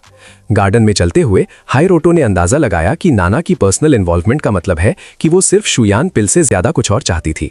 उसने रिक्वेस्ट की कि वो उसे मौसी आंट कहकर बुलाए, लेकिन उसने नम्रता से मना कर दिया, साफ करते हुए कि उसका अब याएमोरी क्लैन से कोई रिश्ता नहीं रहा। नाना ने देखा कि वो सेत्सु से काफी मिलता जुलता है। फिर उसने बताया कि सेत्सु के माँ बाप के गुजर जाने के बाद आमातानी क्लैन ने उस पर सख्त नजर रखी हुई है। उसने आगे कहा कि उसका चाचा, जो अभी क्लैन का नेता है, उसकी जिंदगी के हर पहलू पर पूरा कंट्रोल रखता है। उसकी शादी कब और किससे होगी ये भी। खुशकिस्मती से एक बहुत ही सम्मानित मार्शल आर्ट्स लीनेज जो आमातानी क्लैन को सपोर्ट करता है, उसकी काबिलियत को पहचाना।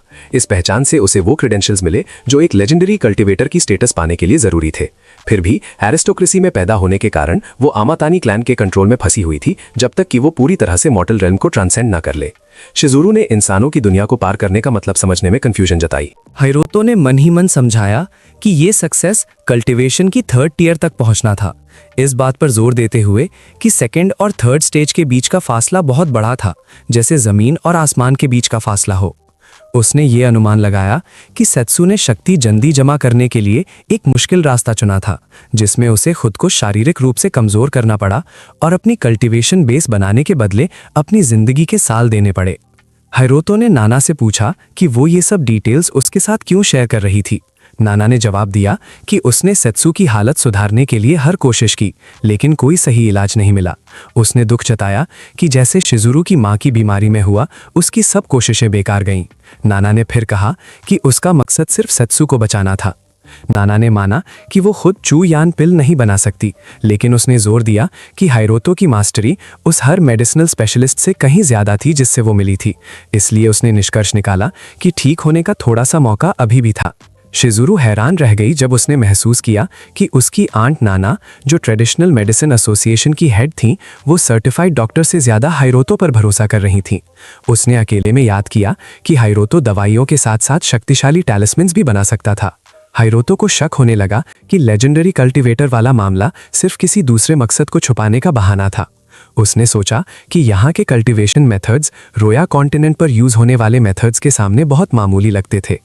नाना ने उसे बताया कि उसकी खुद की भी शू यान पिल में दिलचस्पी थी, जिसे वो मार्केट कर रहा था, और होशिसु क्लैन की तरफ से उसके साथ एक फॉर्मल बिजनेस पार्टनरशिप का प्रपोजल दिया। शिजुरू को बहुत खुशी हुई। उसे यकीन था कि उसकी मौसी का सपोर्ट उनकी आमदनी को कम से कम 10 गुना बढ़ा देगा। फिर भी नाना ने उसे तेज डांट लगाई, ये बोलते हुए कि शिजुरू सिर्फ पैसे के बारे में सोचती है।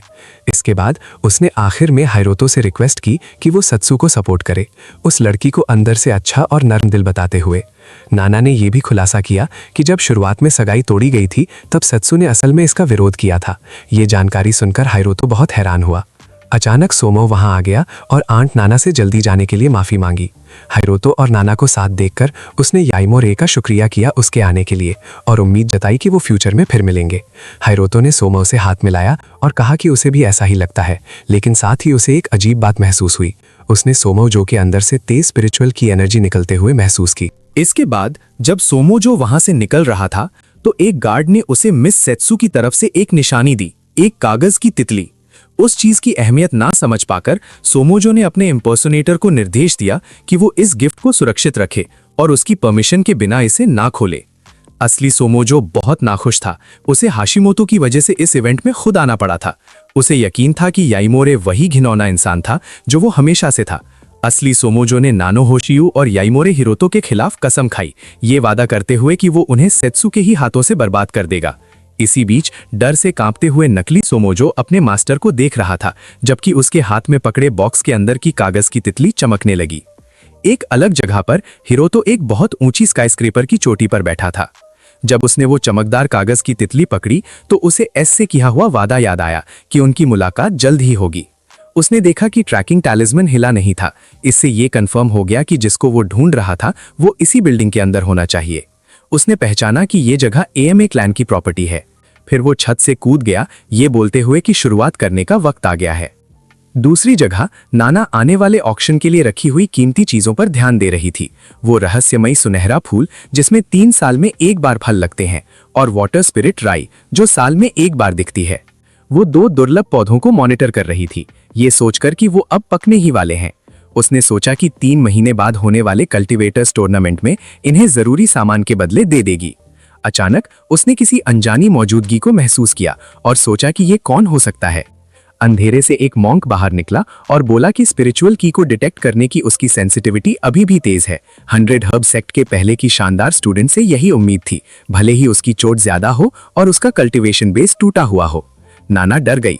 उसने पूछा कि ये लोग कौन है और इनका मकसद क्या है। उसने जल्दी से रियलाइज किया कि अगर सामने सिर्फ एक आदमी हो तो भागना मुमकिन हो सकता है। एक दूसरे मॉन्क ने उसको हंसी में पूछा कि क्या वो होशिसु क्लैन की करंट हेड भागने का प्लान कर रही है। उसने आगे कहा कि भले ही उसकी ताकत कम हो गई हो, वो लोग अपनी पूरी शक्ति के साथ उससे लड़ने के लिए तैयार थे। नाना ने ठंडे तरीके से उनकी इतनी ज्यादा होशियारी पर कमेंट किया और उनका मकसद पूछा। मोटा मॉन्क ने उसे उनके साथ चलने को कहा और बोला कि वो किसी भी बेवकूफी वाली हरकत से बचे। लेकिन उसके साथी ने बुरी हंसी के साथ सुझाव दिया कि उसके हाथ पैर तोड़ देना ज्यादा आसान होगा। इससे पहले कि वो पास आ पाते, नाना ने अपने एक जहरीला पौधा यूज किया और बगीचे में पर्पल गैस का एक बदल छोड़ दिया। दोनों मॉन्क्स हैरत से रुक गए। एक ने जल्दी से पहचाना कि ये जहर है। नाना ने मन ही मन में कहा कि जब तक उसके मुंह में ग्रीन हार्ट हर्ब है तब तक ये जहर उस पर असर नहीं करेगा। वो जानती थी कि उसने जो पोटेंट मास्टर फ्लावर उगाया था वो इतना ताकतवर था कि एक हाथी को भी बेहोश कर दे, और इससे उसे थोड़ा वक्त मिल जाएगा। उसने रियलाइज किया कि वो इन दोनों के खिलाफ जीत नहीं सकती थी और तुरंत भागना जरूरी था। लेकिन अचानक उसने अपने पीछे एक काली डरावनी चीज महसूस की। वो डर के मारे सोचने लगी कि क्या ये शैडो आर्ट टेक्निक है। उसने अंदाजा लगाया कि वो हिडन शैडो सेक्ट से हैं, और इस बात की पुष्टि अंधेरे से आई एक आवाज ने की, जिसने कंफर्म किया कि वो सच में उस सेक्ट के सदस्य थे जिसने बहुत पहले 100 हर्ब सेक्ट को बर्बाद किया था। नाना को झटका लगा। उसने रियलाइज किया कि अभी वो खतरनाक दिन नहीं आया था और उन्हें अभी अपनी मौजूदगी जाहिर नहीं करनी चाहिए थी। डरकर उसने उनकी असली पहचान के बारे में जोर देकर पूछा। तब उस आवाज ने अपनी पहचान बताई, जिससे वो पूरी तरह हैरान हो गई। वो अमाजो था, जो याईमोरे हिरोटो के भेष में काम कर रहा था। दूसरी तरफ 2 गार्ड्स ने जम्भाई ली। उनका काम का वक्त खत्म हो गया था और उन्होंने हॉटपॉट खाने का सुझाव दिया। एक गार्ड ने सोचा कि लॉर्ड जो उस कमरे में क्या खाने वाले होंगे, जबकि दूसरे ने उसे यकीन दिलाया कि वो जरूर कोई शानदार दावत होगी। हिरोटो अचानक उनके पास से क्लाउड शैडो स्ट्रक यूज करके गुजर गया। उसने सोचा कि क्या ये अमाजो का कमरा है। हालांकि उसे अंदर कोई मौजूदगी महसूस नहीं हुई, भले ही ट्रैकिंग बटरफ्लाई सीधे उसी जगह की तरफ इशारा कर रही थी। कमरे के अंदर सोमो जैसा दिखने वाला आदमी फ्रस्ट्रेशन में टीवी देख रहा था। उसने अपनी करंट हालात और अपनी मुश्किल सिचुएशन पर अफसोस किया और गुस्से से पूछा कि उसे इस किस्मत के लिए क्यों चुना गया, सिर्फ इसलिए क्योंकि वो अपने मालिक जैसा दिखता है। सोमो जो के डबल को वो वक्त याद आया जब उसके मालिक ने उसे जोर से डांटा था और गंभीर चेतावनी दी थी कि अगर उसका राज कभी खुला तो क्या होगा। उसके मालिक ने उसे याद दिलाया था कि वो सिर्फ एक बनाया हुआ जीव था जिसे जिंदा रखा गया है। ये जोर देकर कहा था कि नकली चीज कभी असली नहीं बन सकती, और उसे ये बात मन में बैठा लेने को कहा था कि उसका एक ही काम है, उसका डबल बनना। अपने कमरे में डबल ने अपने मालिक के उस आदेश का मजाक उड़ाया जिसमें गिफ्ट को बंद रखने को कहा गया था। जब उसने पैकेज खोला तो उसमें से एक ग्लोइंग पेपर बटरफ्लाई निकली, जिससे वो घबरा गया। हियोतो तुरंत उसके पीछे आ गया और डबल से उसकी पहचान पूछी। डबल डर के मारे चीखा और जल्दी से पीछे हट गया। हियोतो ने रियलाइज किया कि उसे कोई स्पिरिचुअल एनर्जी महसूस नहीं हुई, क्योंकि ये आदमी सिर्फ एक ऑर्डिनरी सिविलियन था, और उसने पूछा कि क्या वो उसे पहचानता है। डबल ने उसे पार्टी वाला याईमोरे बताया और चिल्लाया कि वो वापस चला जाए, ये बोलते हुए कि वो असली आइजो है। हियोतो ने उसे ठंडे तरीके से बताया कि उसका दावा झूठा है और वो सिर्फ एक इम्पोस्टर है। फिर उसने सख्ती से असली अमाजो के बारे में पूछा। इसी दौरान एक क्रिमिनल ऑर्गेनाइजेशन का मेंबर अपने मालिक सोमू को रिपोर्ट कर रहा था और उस यूनिवर्सिटी स्टूडेंट को जल्दी खत्म करने का वादा कर रहा था। उसने उनकी तैयारियां बताईं। उस रास्ते पर एक एम्बुश लगाया जा रहा था जहां स्टूडेंट अक्सर जाता था, ये कसम खाते हुए कि उसे लाने से पहले उसके हाथ पैर तोड़ देंगे। लेकिन हियोतो थोड़ी देर बाद उस ट्रैप की जगह पर पहुंच गया। इस दुनिया में स्पिरिचुअल वेसल की मौजूदगी से हियोतो हैरान था, जिससे वो ये सोचने लगा कि क्या कम से कम 4th स्टेज का कोई कल्टीवेटर इन बड़े घरों को सपोर्ट कर रहा है।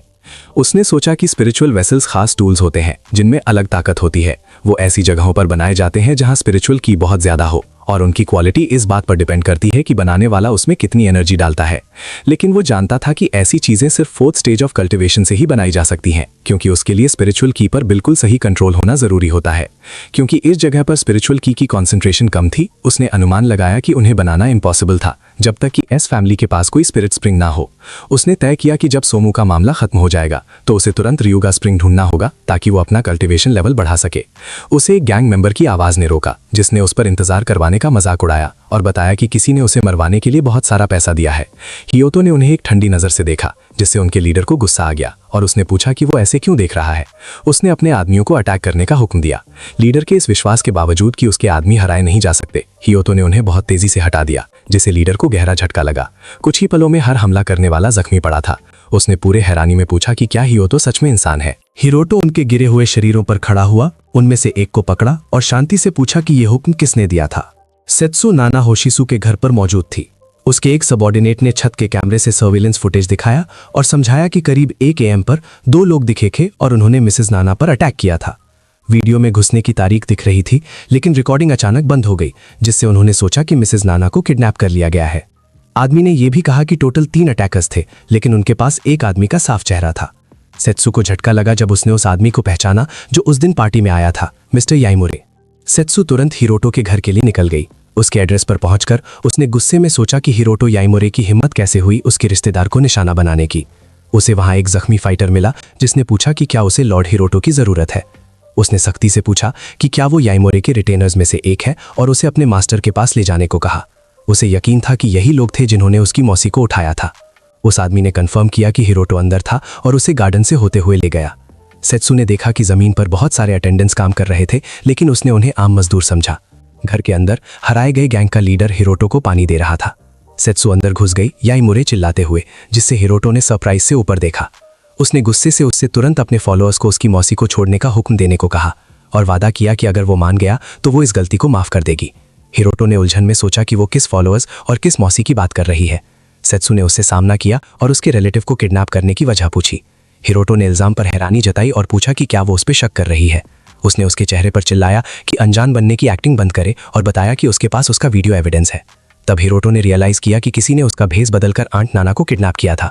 उसने देखा कि वीडियो में वो आदमी स्पिरिचुअल वेसल यूज कर रहा था और उसने सवाल किया कि क्या एस ने उसके और अमाताने के बीच झगड़ा करवाने के लिए ये स्कीम रची थी।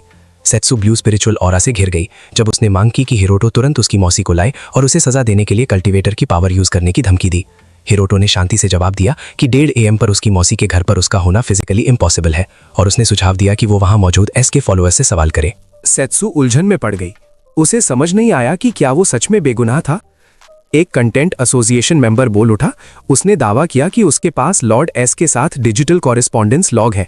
ये डॉक्यूमेंटेशन पक्का प्रूफ देता था कि वो लोग पिछली रात देर तक उससे बात कर रहे थे और तरीके से हिरोतो को फंसाने के लिए एक ट्रैप बना रहे थे। फिर भी सिक्योरिटी कैमरा रिकॉर्डिंग की सही वजह ना मिलने पर सेत्सु उलझी हुई थी। जवाब में हिरोतो ने उसे बताया कि इस धोखे का सामना करने के लिए एक दूसरी साइट पर एक रिकॉर्डिंग तैयार की गई थी और उसे वो देखने को कहा। अगले विजुअल प्रेजेंटेशन में यासुहिरो यूसा को दिखाया गया, जो सोमा जो का फिजिकल डुप्लीकेट था।